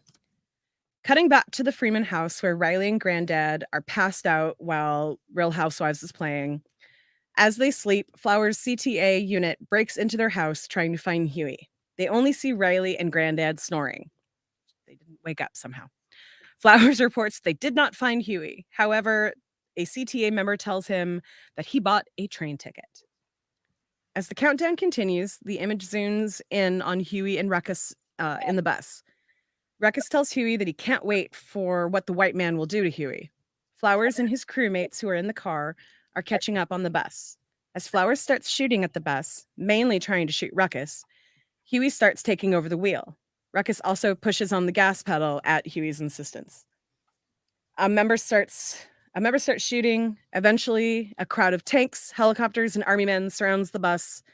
I wrote down the thing that really caught my ear there was when Huey was like, "Take your foot off the gas," and they skidded to a stop perfectly just inches away from the tank somehow without hitting the brakes. Riley and Granddad are watching the scene on the news completely in shock. Next, we cut to the CTA headquarters where Flowers asks Huey if he knows who he is. Huey replies no. Two policemen throw Ruckus in a holding cell. Flowers angrily asks Huey, "Do you want me to kick you in the nuts?" Huey again replies, no. Director Baines then walks in and tells Flowers to stop. When Flowers asks why, Baines says that it's because Huey is innocent. However, during their search of the Freeman residence, they found... This iPhone was found at the Freeman residence, but it belongs to an Ed Wunsler III. Looks like he's the guy we're looking for. We found the attack plans, blueprints, schedule, everything. According to this, the target is Wunsler Plaza. There's something else. A large shipment of unknown materials in a warehouse. It doesn't say anything about what it might be. No, but it's definitely related to today's attack. We all know what it is. Bionuclear anthrax. Because in 24, it's got to be some like major terrible thing. Something completely made up that sounds awful. Right, right. Bionuclear anthrax. Yeah. That's even worse than like regular anthrax. They would say COVID and, be a few letters down in the Greek alphabet. Bionuclear COVID Omicron edition. Yes. Yeah. 4 hours to eradicate. And the reason why I picked that clip was not because of that clip in particular, but because of what immediately happened after. We all know that Ed and Remy never get in trouble because of who Ed the First is. So basically you're watching this and you're going, how are they going to get out of this? So when Flowers apologizes to Huey, he promises Huey that the Wunslers will not get away with it. At that point, the director comes in. Excuse me, everyone. Can I have your attention? I'm afraid we have to abort the mission to arrest Ed III and his grandfather. What? What about the bomb? Sorry, Jack. Turns out some people are above the law. The Wunslers will not pay for what they did today. You have my word. Good work, everyone. Have a good weekend. And no going rogue. So we have, they're not going to get away with it, too. I guess some people get to get away with it. Which, yeah, exactly. Exactly. Privilege is strong. Come on. Like, right. Like that's exactly the kind of different system for them versus us that people are just starting to acknowledge is actually the truth. Even though like Black people have been screaming it for 50 years, it's not until recently that other people are like, oh yeah, you're right. There are two different systems, aren't there? So what? Don't tell us. We didn't know anything about that. Like what? Yeah, it's prevalent when there's money involved, of course. And we know that, Wunsler, no matter how much he wants his grandson to get caught up, shot, killed, be disposed of, it doesn't happen, and he always gets off. And it's just like, well, it is what it is. That is really fun. Like he doesn't actively want his grandkid to die, but he's like, cool, okay. Like, he doesn't care. It's about the money. It's about the money. So after, the guy said don't go rogue, of course, Jack decides he's going to go rogue because that is what happens in every 24 season. Flowers enlists Ruckus and Huey to go save the people in Onceler Plaza. Huey is dubious. Huey, please. I'm just doing my job. It's a crappy job, but somebody's got to kick people in the nuts. And sometimes you kick the wrong person in the nuts, and that's tragic. But now we can both make sure it's the right set of nuts that get kicked. Hate this shit. One. Right? I hate it. Like, I hate that philosophy. I am one of those people, like, it's better for guilty people to go free than for innocent people to, get shot or murdered or be in prison. But I don't even think we have to unpack this very much, because this, honestly, when you guys were talking earlier about the woman in Seattle who was shot, I was like, oh, okay, well, we're already having the discussion. So, but this is basically what it is. Not cool. Not cool at all. Yeah. Jack Flowers definitely has the mindset of kick him in the nuts first, ask questions later. So, yeah, which happens unfortunately to Black people all the time, but and brown people in the case of this. Yeah, right. He's only doing his job though. Somebody has to do it. Somebody. So the timer continues to tick down as Huey and Ruckus arrive at Onceler Plaza. Dan, the security man, is the only person in the building. Huey informs him that there are bombs in the building. Dan recognizes that the two are suspected terrorists, so he locks the door, keeping them inside.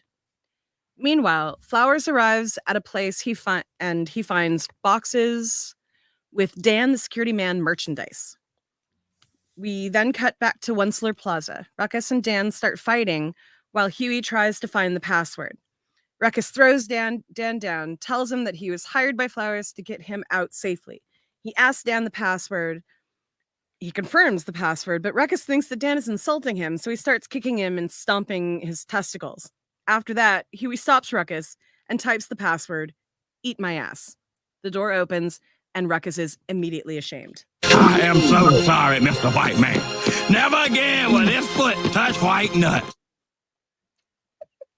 I included that just because it's so Ruckus, but also Ruckus just did something, like he just beat up a white man for the right thing. Like he knew that was going to kill him. That character development, little right? sliver of hope and light, just a sliver, just for a moment. But yeah. So here's my question though. Why was the security guard saying the password so many times before he was asked what the password was? Because he told people to eat his ass multiple times in this episode before we got to the password. Maybe he was right, because it was something easy for him to remember. Right. His insult was always "eat my ass." Yeah. Oh. And he did it twice, and then we had this scene where he says it like 5 or 6 times. But he had said it twice before we even got to that scene. So that made me go, huh. He's just blatantly saying the password. Oh yeah, nobody's picking up on it. Those people whose password would be 1 2 3 4 password. Right. Password is password. He's like, "Eat my ass." You know what?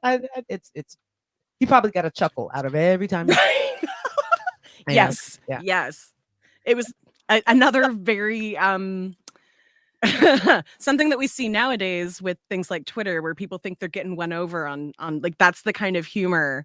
Like, I'm telling you my password, but you'll never get it because I get to insult you while I'm doing it. Yeah. That's like their name, their at. Right. Right. We now cut to Ed the Third and Rummy pulling up to the warehouse. Ed realizes that his iPhone is missing. Flowers catches Ed and Rummy and asks who the man on the t-shirt is. Ed pulls out a gun and tells Flowers that he's a dead man just like you. Ed and Flowers start shooting at each other. Rummy starts to shoot, but he gets wounded by a shot from Flowers. Flowers starts to assault Ed the Third. Rummy then wakes up and realizes that the bullet went into his phone and not him. So that harkens back to earlier when he said something about the iPhone even being bulletproof. Indestructible. Back at Onceler Plaza, Ruckus is still apologizing to Dan, the security man. All of a sudden, the timer on the bomb hits 0. Huey tells Ruckus and Dan that they have to go now. They run out the front door as the building starts to explode. They all made it on time. Flowers calls Huey to ask him if he got everyone out safely. Huey claims that it was only one person. At the Onceler estate, Ed Onceler Sr. talks about America. These are hard times. Americans need inspiration. People want real life to be like in the movies, with good guys and bad guys and black guys, all that shit. This country needed a rallying cry, a reminder of why it's great to be an American. So, you just make this stuff up? No, several overpaid members of the Writers' fucking Guild of America make this stuff up. This is just a joke to you. We're talking about the lives of innocent Americans. Innocent America, singular. Daniel Stuckey, a.k.a. Dan the Security Man. Have you ever met Dan Stuckey, Jack? He's a cocksucker, a waste of functioning organs. But dead, he would have been a national hero. We had Dan the Security Man action figures, fast food tie-ins, video games, a limited edition collectible sneaker line. We had Dan Ribbons, Dan Buttons, and Dan Ringtones. And a feature film starring Jack Black. And all he had to do was die. But why? Don't you have enough money? No. I had to do that whole thing because there was a bunch of jokes in there. I'm not even gonna like talk about what kind of throwbacks were in that shit, but it was so very like the bad guy explaining the plan, but also that is the conspiracy theory that so many people think happens, like things like 9/11, you know, oh, it was a job like that in order to boost the economy by creating this false sense of blah blah blah blah blah. So like in reality, Onceler has created a conspiracy exactly in the way that the conspiracy theorists were thinking real ones were. And I thought that was really clever. That's rich like that, but they're like basically evil. Right? They have some way that they, in their mind, that they rationalize why, why they get to do, why they do, why they get to do things that they do, and not even explaining why, not even being accountable, but why they get to do the things that they do. And it's because of these, these bigger things that have to do with society. Like, so they see it from a different way. They look like, well, it's not my fault that it ends up being a privilege. To me, it's just the way that the world works. So they come up with their own, deceitful, devious excuses for why they live the life that they live and why they make the decisions that they do. So it's got, it's that whole, evil character always has a reason for why. You broke my tricycle when I was, or something like that. Like it's always true. But Onceler doesn't have something personal about it. Like it's just about money for him. Yeah. Exactly. But so like the thing for me in that whole part was at that end where he was like, don't you have enough money? And Onceler's like, he sits back and he's like, no. Like that's how I imagine Bezos is. Yeah. Every time he makes another billion, someone's like, haven't you made enough money yet?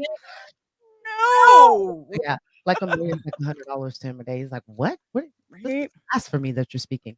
Yeah, no, I think the funniest thing that they said was Jack Black. Jack Black. My ass. Yes. Oh, fuck. I mean, but that's true. I think that's the way that Hollywood and the way that if they can look at it from how many streams of income can we make out of it, that's what they do, and that's, I do believe that. I may be a little bit of a conspiracy theorist, but I do think that things are planned like that, to fatten the pockets of some.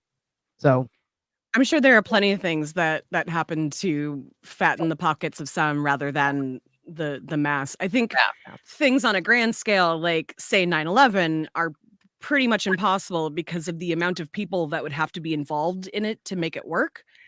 And that there's no way in hell that many people kept a secret. So like just putting it out there, like if that particular one was a conspiracy theory, like if that was actually a conspiracy, I feel like there are way too many people that would have had to be involved. So yeah. Well, you ever done a group project? Yeah. Because I just watched a thing on conspiracy theories too, and some that will always go down in the history of this country. Some of them are fascinating and probably have some truth to it. Yeah. Like quite a few of them, actually, especially like governmental ones, like maybe involving Cuba in the like 50s and 60s. And I wouldn't go so far as to say Kennedy necessarily, but I don't think it's the story that we know. Yeah. So Yeah. yeah. I mean, I think anything having to do with big business, anybody, I mean, for example, PG&E, like here in California. Okay, come on. You guys have to be paying off somebody. Somebody sold their Oh, yeah. soul. Somebody. It's a horrible, horrible, electric service, and it's blown up and been responsible for the decimation of whole towns and lives, Mhm. and And like, lots of yeah, cancer yeah, and let it keep going. pollution and California can't do lawsuits without it. everywhere. Yeah. Yeah. So Like, I think the first time I ever heard about PG&E was, well, being a not Californian, was Aaron Brockovich. Oh, yeah, yeah, I think that was probably the first Like, one, yeah, a light was really, because that was one of the many lawsuits that they had to deal with. one of it just swept under the rug, though. Mhm. All right, so Flowers pulls out his gun to arrest Ed Sr., but gets a phone call. It's the president. First of all, I want to congratulate you on the fine work you've done today. But, Mr. President, this man has conspired to... Yes, sir. Yes, Mr. President. You can let yourselves out. One, I love Smartness. the shady tone. Love it. But to me, what's really funny about this clip is like we're kind of full circle from season 3, episode 1, when Obama gets elected and we do dick riding Mhm. Obama and all of that, and how Riley's like, Obama ain't no nigga. And we kind of had these conversations about Obama's not for the people. And they commented on it as well in the chicken flu episode. But here again, we see Obama's not for the people, that kind of running He's still a fucking commentary that's been politician. through. Yeah. Yeah. It's that I think Obama, honestly, in hindsight, for a lot of people, that was when a lot of us became disenfranchised, disenchanted with politics in general. Like, that was the last politician. Like, you made us hope for something. You made us think that something, was actually going to happen, and then it was just the same shit, different day. But, he had a social presence, between Michelle being loved. Like, he was just, he was a good role model. the other Absolutely. day, and he said, both of us have wives that are just undoubtedly much more popular and loved than we are. Him saying him and Jay-Z and Beyonce, and I'm like, anybody loves Jay-Z more than with that hair that's on top of his head right now. Like, come on. Anybody loves Beyonce more. You But always got to bring it was so worse. his Like, it was so Basquiat worse hair. when I watched it the other day. I was like, you're committed It's to that. looking more like Basquiat now. Oh, It God. like It's actually something. looks like He turned Basquiat into now. something. I would love when it all comes together. When we get to the final result, I will be so happy. But I mean, he had he's a not that presence. far from it. I hope If so. you've seen Basquiat, like that's what his hair looks like. I don't know if it's that or if Looked he's like trying to be more like African king, like really get back to roots and some real like dreads. I'm thinking it's a little combination of both. It's probably like rich people dreads. it looks just like Basquiat though. Yeah, it looks like crap right now. Anywho, but Obama had a social, kind of image that was loved, and everybody loved him, and loved how smooth he was. I mean, I'm not gonna lie. I was like, look at my president. Whenever he comes walking out, Oh yeah, I miss the days when I felt not inspired necessarily, but at least confident that somebody competent was in the position. Yeah. Like, Biden, I think, is doing as good a job as he possibly can, considering what the last 4 years were. But Obama, even if Obama was the best president in my lifetime, in my opinion, that does not make him a good president for me personally. Yeah. I think for the country, he was the best thing we've ever had. Mhm. He actually moved us forward for once, even though we've gotten back to almost square one. But yeah.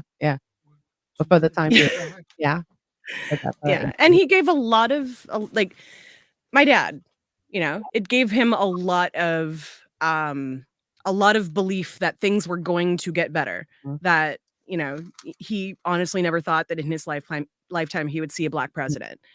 And while at the end of his life, he agreed with me that Obama did what he could do, but was still very much a centrist. that, like, even for him, like, that was probably the first time, like, after Obama where he was like, I don't even want to vote Democrat. And he was a lifelong, like, blue no matter who. Yeah. I think it was a Like, win for so many, and it was also a time for you to really all of a sudden maybe look at your affiliation and why you voted the way you voted. And I think it allowed some people a lot of just inter thought, reflection to be like, well, am I doing what I was taught to do because of my parents, or is this what's best for me as an adult going forward? I definitely know that that's what his presidency did for us. Um, so he's still I still love to see him though. I'm like, all right, there's Barack. I talk about him with my homie. Like we were at dinner the other day. In my Bear. classroom, we had a picture of Uncle Barry. And Yeah. that's what we called him. We called him Yeah. Uncle Barry. I call Michelle Shelly. Like we are like best of girlfriends. I'm like, look at Shelly, look at her. I mean, the daughters, you didn't have as many scandals as I would say the twins, the last other children, like major children that were in the spotlight. But I think they rebelled. They were like, look, I'm gonna do what I'm gonna do, and I don't care who says anything. Like I think Jenna and what's the other name? Jenna and Barbara. Wasn't Barbara, it yeah. Barbara? Yeah. Named They after her mom. especially Jenna, she was like, "I'm gonna go to college and be in college. And I'm gonna do what I'm gonna do." But you didn't. I think it was just the image that they created that allowed him to have overall success and appreciation by everybody, but by most, I'll say. But There was a lot of things. And I think honestly, him and Jimmy Carter, the thing that made them so great was the lack of controversy, the lack of terrible things that they did. Yeah. Almost every other president, you could name something from their administration. Like Obama put fucking kids in cages, though. Like that's where that all started. So I will say that Jimmy Carter, better president. The only thing they could ever even try to come up with for Carter Carter was his brother. Yes. They even made a fucking beer called Billy Billy Carter, and he was apparently he'd been pulled over for drunk driving a number of times. Back then, you didn't get put in jail for it; you just And so, yeah, he was known for drinking a lot of beer, and so somebody came up with a Billy beer. That was the only thing they could even remotely get. Other than making fun of him for being a peanut farmer. Yeah, and he gave that up to become. He gave up his farm. Farm to become president, unlike other people. Like he also to this day, and he's in his like fucking 90s or something, he's still building houses for Habitat for Humanity. Really? Yeah. And he's ancient. Him and his wife, they are still alive, still together, and still building houses for Habitat for Humanity when they are physically able to. Awesome. So that's fantastic. Yeah. So, but anyway, let's see. Outside the Onceler estate, Flowers approaches Huey. Huey, you did a good thing today. You saved a man's life. They don't win until you give up. They don't win until you stop fighting. You can't fight the future. Don't waste your life trying. Boy! Oh, we're so glad you're okay. I'm so sorry I didn't listen to you. So that very last line was very poignant to me as far as Magruder knowing that this was his last, or this kind of being his final curtain call, or so he thought. You can't fight the future. I thought like that just kind of wrapped everything up, and I remember hubby going, "Wait, is this the final episode of the season?" He's all, it sounded very final, and he was just kind of listening to it as he was writing his paper, so he was like, it just sounded very final, and that's him just kind of listening and getting just bits and pieces. Yeah, that's what I was saying in the beginning with when Huey or when White Shadow is like, "So I hear you're retiring," and that's a good show. Like, I just saw that as being Magruder saying, "I'm out. I'm done. Yeah. I can't do anything that's going to make these bitches happy. So I'm just going to end it here, where I'm happy and still have control." Yeah, and I'm tired of fighting. Pretty much, like I've given my last fight. Yeah. When we get him home the show, we'll be able to ask him if I can find him. This is not where I was going to take it at all. But hearing your conversations, though, it takes me back to like earlier when we were talking about canceling people. And I said, like when they canceled Kathy Griffin, no one can fucking cancel you. Okay. Unless you allow them to cancel you. All right. as a motherfucker who they tried to blacklist. I'm still here, killing the game. No one can fucking do it. No one can do it to you. I'm sorry. I don't care who you are. Yes, in this case, they can take your TV show away from you and all this kind of shit. But I mean, and granted, we live in a different time now, but if Magruder took his ass on YouTube and did like live readings of his new Boondocks episodes, now what? Yeah. Now what, motherfucker? People are still going to tune in. So anyone out there getting canceled, although a lot of you fucking deserve it, but anyone out there getting canceled, you're only as canceled as you allow yourself to be. 1, 2, though, it's the whole like you can't fight the future thing. Like me and my mommy have had this conversation many, many times because when I was a person suffering from depression, that's what she'd always tell me. Like, you're too concerned with like saving the future, bitch. That's not your thing. Go sit down, go live a good life and enjoy, all the privileges you have been lucky to be granted. But y'all, you can fucking fight the future. You just got to be creative about it. Just like I was saying with Magruder, do live readings of your episodes. Like, for the election, I was online talking with other ultra left people the other day saying like, yo, why don't we organize ourselves outside of the two-party system and inject people who represent us into the two-party system? I know I'm about to get myself on a bunch of fucking lists, but y'all, this has been in my head for years. You can fight this shit. Just get creative. Yeah. Especially now. I love what you say. It's nothing more than facts. Look at how many content creators have the ability to tell their story now versus 2014. And especially those that are people of color.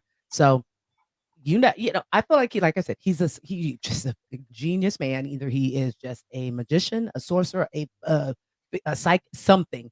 And so I feel like he is probably just sitting back and waiting for that perfect time for him to pounce and to do exactly just that. Aaron McGandalf. McGandalf the Black. Exactly. Gandalf the Obsidian. Sorry. Sorry. We can't. We really shouldn't nerd on this show. Huey would nerd. Exactly. Wouldn't be us if it didn't. True. Very true. All right. So you're in the end here. So sorry I didn't listen to you. Suddenly, gunshots were fired. Flowers comes out of the house with Ed the Third in a headlock and a gun to his head. Ed Sr. says, "What are you waiting for? Shoot him." Basically what we were saying earlier, like, he's like, "You're not gonna fucking do it. Just do it. Go ahead. We'll see what happens. I'd like to see you try." Because they don't get consequences. And that's basically what Ed's saying. Like, go ahead, shoot him. I don't think you're gonna, because I don't ever have consequences against me. Flowers takes off with Ed as gunfire goes off all around. Granddad shares his thoughts. Man, Huey, you were really right this time. You said it was going to happen, and it's happened. Imagine all the problems we could avoid if we ever started listening to you. Oh, well. Oh, well. Oh, Dad. Like, The end. Everything. Oh. And that last line is basically like the moral of the whole show. You just listen to Huey. Just listen to Aaron. Just listen to Aaron. Yep. Oh, hell. Yeah, because that's a number of times where basically, they mentioned listening to Huey. So I mean, should have just happened with the with the flu. All that. Like you guys did. He had a whole plan. He had books for you guys. He had, this season it was over and over again. Like, yeah, it was sprinkled through the whole series, but this season definitely. Yeah, I wonder if in the new one, if he just won't give a shit and is just so laid back and it's like, I don't know what to do. I don't have an opinion. That probably would not be the case, but wouldn't that just be crazy if like that really were his vibe for 2 or 3 episodes where he was just completely laid back, nonchalant, and didn't give a shit, wasn't an activist, didn't have anything to stand on or believe in, and then something major happened that triggered it. Things happen all around him, and everyone expects him to react, but he doesn't react until it's like something with Jasmine. Maybe. Yeah, I was about to say. Yeah, so Jasmine's got to get sick or get injured by something. She'd be accused of cultural appropriation, and her and he has to stand up for her. And he has to defend the light-skinned white girl. No, the light-skinned white girl always gets defended in everything. All right. Deep down, and now you don't know where their love is blossomed to. Maybe she comes back to Man. college, like she went to Spelman or something like that, and came back. Dude, I hope that the new series is like not just them at that age now. I hope it's 15 years later, and Huey's poet laureate and Riley's something like, I don't know, a stuntman. I think you know what I think would be hilarious. I mean, if they got older, basically seeing roles reversed. Finally Riley comes to his senses and matures, and It's like Huey is just fully given up, become a complete stoner. Yes, and doesn't it's give a fuck me. about anything. He's like, dude, I just want to smoke weed and play my PlayStation. Like Riley's a teacher in the future. Yeah, totally. And somebody says, "Can a nigga borrow a fry?" Like that would be great. Like to put him in the same. Borrow what? Yeah. You gonna give it back? Yeah, that would be funny. Aaron, you listening? Just let us know. All you gotta do is just comment if you're watching right now. Blink. Just do a little emoji. We have a comment like South Park post-COVID. I haven't watched it yet, actually, but I've heard that they did the whole. I have no idea. I don't know. I don't even pay any attention to South Park stuff, so I don't know. It's on Paramount Plus only. Well, that's why we haven't seen it yet. Now that we have that, we might have to. We started it and it was so fucking funny. I fell asleep though, but I was literally laughing out loud, which I usually don't do. Yeah, I know. Hey, you were able to stay awake through this though. We're proud of you. Well, the lights are on and in my face. So. Camera's on, Yeah, normally it's dark. I keep it dark in here. I don't know how. That only happened once. No, we were all worried. They were like, "Oh, is she okay?" Lindsay hasn't said anything in like 40 minutes. Yeah, I was medicated. I haven't been taking Xanax anymore. I gave it up. Give it up. For Lent? A good idea. No, I just said fuck it. Well, I don't. Was there anything else in this episode that y'all wanted to touch on? Oh no, it's crazy that it's the last episode. Yeah. Guys, that's crazy.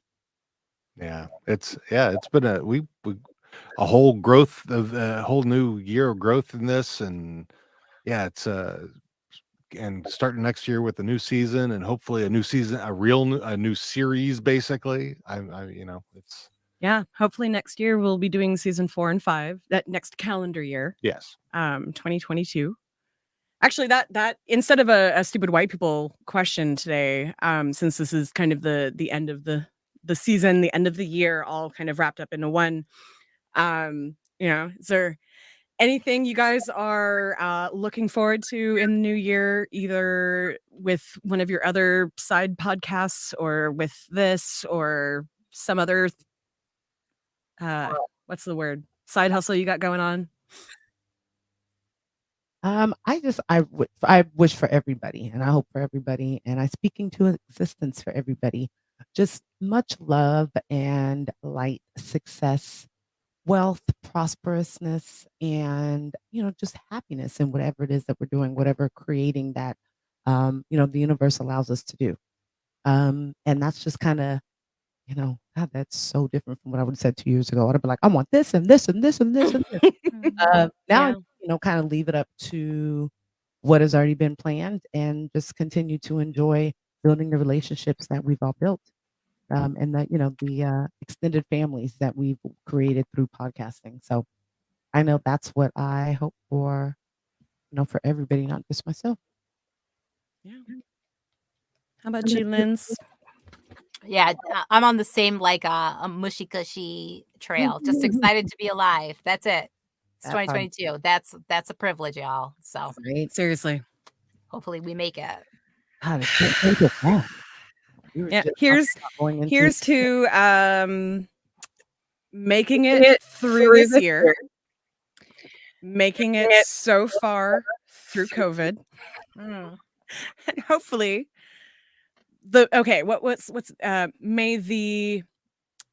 may the best of your past be the worst of your future. Aw, that's cute. It takes a minute to think about that, but yeah. Yeah. That's kind of like that Bilbo Baggins thing. Kind of, yeah. Whereas I like half more than half of you, less than you should know, and whatever the fuck he Yeah. says in that. More than you deserve. Yeah, less than half of you, more than you deserve. Hobbit shade. Ugh. Yeah, I think The Hobbit leaf. I know for us, obviously, we're moving. I believe this is the last podcast of all of the podcasts. No, you've got the Sarah Connor. Yeah. So our next disputed, for those who are still listening, is this Thursday. What is that? The 2nd? Yeah. And we're Sarah Connor versus Ellen Ripley. So Terminator versus Alien. So 2 badass women, finally. And they're not fighting each other. The premise is who do you trust more to get you out of a bad situation? Yeah. Who are you going to follow if you want to live? Come with me if you want to live.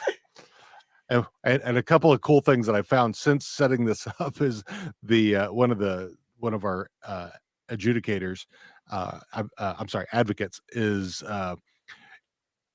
going to do his opening statement in iambic pentameter. Because he's a fan of Shakespeare, number one, but also there is an Aliens and a Terminator Shakespearean version. Terminator 2. It's called Terminator the Second. Like, that somebody just made and put out there, which are both fucking hilarious. When you're theater nerds and your movie nerds and action nerds. I love the creativity. Hey, why not? It's awesome.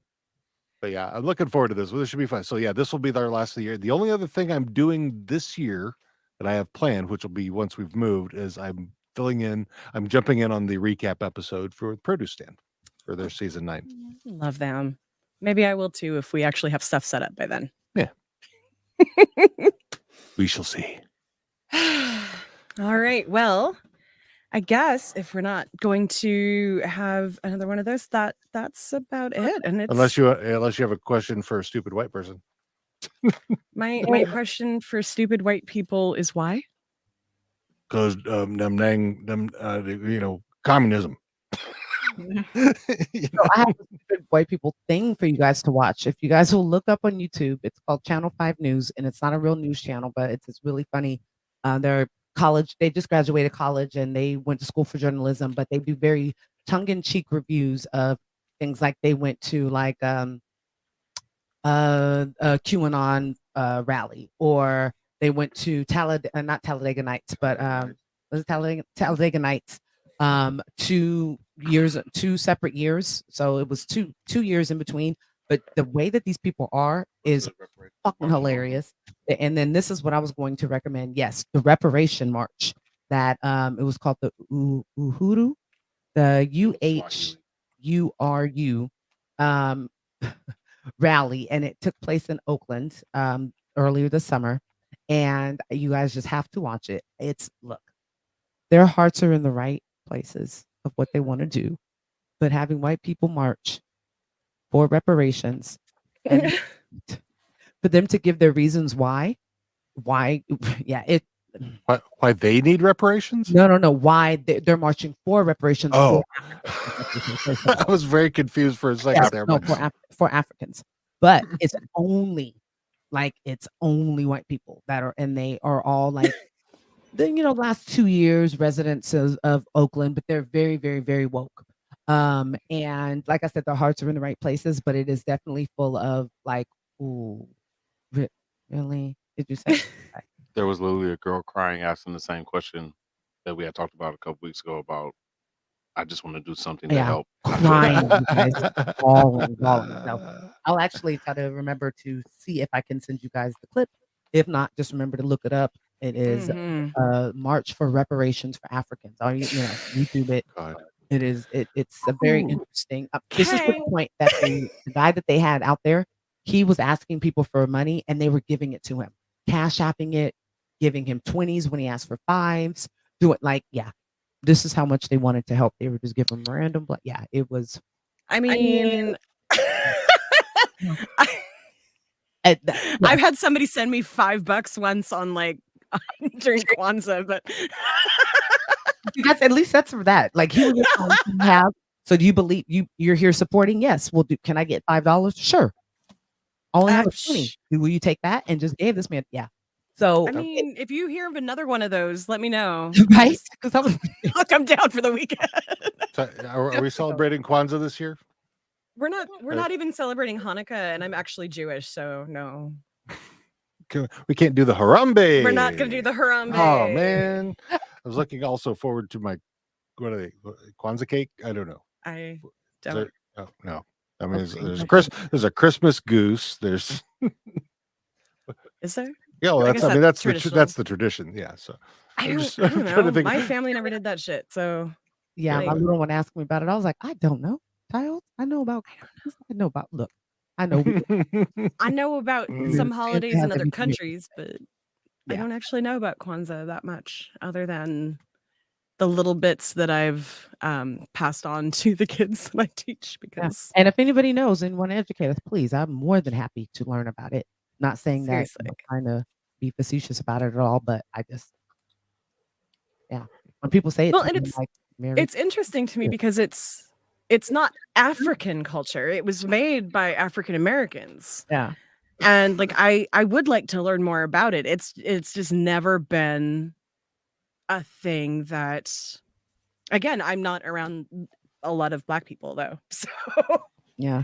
I don't know if I don't think anyone in my family has ever really done it. But I have a friend who celebrates every year and named their child after one of the days. So there I do know people, but I don't know, just never. Oh, that's beautiful if they do and they understand it. Hey, that's fantastic. Yeah. I just want somebody to know if they say something to me, and I may respond with Santa Claus is coming to town versus or whatever it may be. But a Festivus for the rest of us. yeah, We yeah. used to say happy Soul Christmas Kwanzaa. Soul Christmas Kwanzaa. Well, So I it'd be like- the solstice, Christmas, Kwanzaa, and Hanukkah. well, I I feel know like there's another one in there too, but I missed it. of the OC. Aw. Remember when Christmas. we made up that holiday? Christmas? I Yeah. love it so much. Oh, so great. And when Seth chose to date Summer instead of Anna, it was on Christmas. That's right. When did Summer or did Anna give him the Christmas? They made like a Christmas yarmulke for him. Oh, I think that was Summer. I think. Yeah, I think that's how she pulled him in by that. That's right. Yes. She read the whole like Torah or whatever. Yeah, yeah. Great show. If you guys have never watched the OC, you guys should watch All it. right then. Nope, never watched the OC. So good. Missing out, yeah. Not my wheelhouse. Not my forte. Not my forte. We should do reaction to You know, Lindsay and I talk about someday when I have like the brain space to watch something like that, I would absolutely watch it with you guys, like doing commentary, and we could just watch my face the whole time. I want to see. I think it would be great. This would be kind of stupid white people TV. Is have you guys watch whatever very white people type of TV, could be from any era, could be Brady Bunch, Andy Griffith show. It could be definitely Mayberry RFD, all that stuff. I love Maude. Happy I love Maude was all super progressive. the for Norman its Lear time. stuff. Yeah. That's because that's where but that would be good to like throw those in there and be like, look how it could be done, guys. Right? Yeah. Look at how woke this Right? actress was in the big time. 70s. With Talking Mama's about family. I would love to abortions. react to Mama's Family and see how like she would react to that same bill Oh today. God. Mm. But yeah, I mean, but you get but then you have like Dallas, all those So white people. oh very Yeah, white people. I'm into that. I'm into that like I- summer Dynasty. vacation or something maybe. Knots Landing, like all Yep. of that. It's shit that we used to have to watch with our moms. If we watched TV, we got to stay up to 9:30. Oh, you mean what was her name? Murder She Wrote or Columbo, Diagnosis Murder. That was a fun one. Oh yeah, Perry Mason. Matlock, yes, We could go hella Matlock. far back. Perry Mason, yeah. Oh my god. Like, Well, so we could do this a couple of ways. We could make like a list and have people choose what they think are their most white people shows. I like that. and then we set about that way. Oh God. Little House on the Prairie. oh my god, that was that was like, what am I being what am I Funny being and Cher's punished Variety Hour. for? Oh yeah. Watching that, yeah. Well, at least Cher has some native in her. True. So, Bonanza. She sang I've been to songs about Bonanza gypsies. Ranch, so. But yeah, that would be a good one. So Yeah, let's talk about that one remember that. sometime. Producer. Not on the show, probably. yeah. Yeah, right. When we come back, I mean, we may have to start a whole new podcast because we It's we may run out of Boondocks. yeah. I mean, like I said, like let's think about doing something like that in the summer because when is the new We when is don't season know. 5 We theoretically? don't know. Okay. I have no idea. So theoretically that could be I our mean- bridge between Yeah, Yeah. we'll see. anyway. We'll Yeah, see. serendipity works. Look at that. Boom. And I was just saying prosperity and new great thing for next year. Look, Mark Bird speaking into existence. Look how we work. Love it. All right. All right. I love you, bitches. I hope you have a fantastic rest of this year and new year. And we'll see you in January. Yes, yes. And much celebration and love. And congrats on the move. And I know everything's going to go smoothly. You guys are going to be like, we just woke up one day and we were there. Right. That sounds perfect. Yes. Love you. Happy Oh, thank holidays, Kwanzaa, Christmas, the whole nine. Yeah, so it's it's Hanukkah right now, and like I feel like I'm missing at least 2 off, like I don't know. Anyway.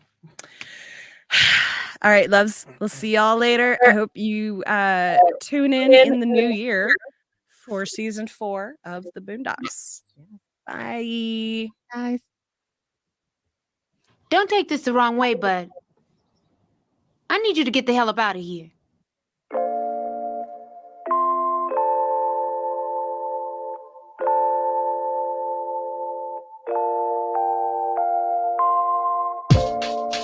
Yes, ma'am.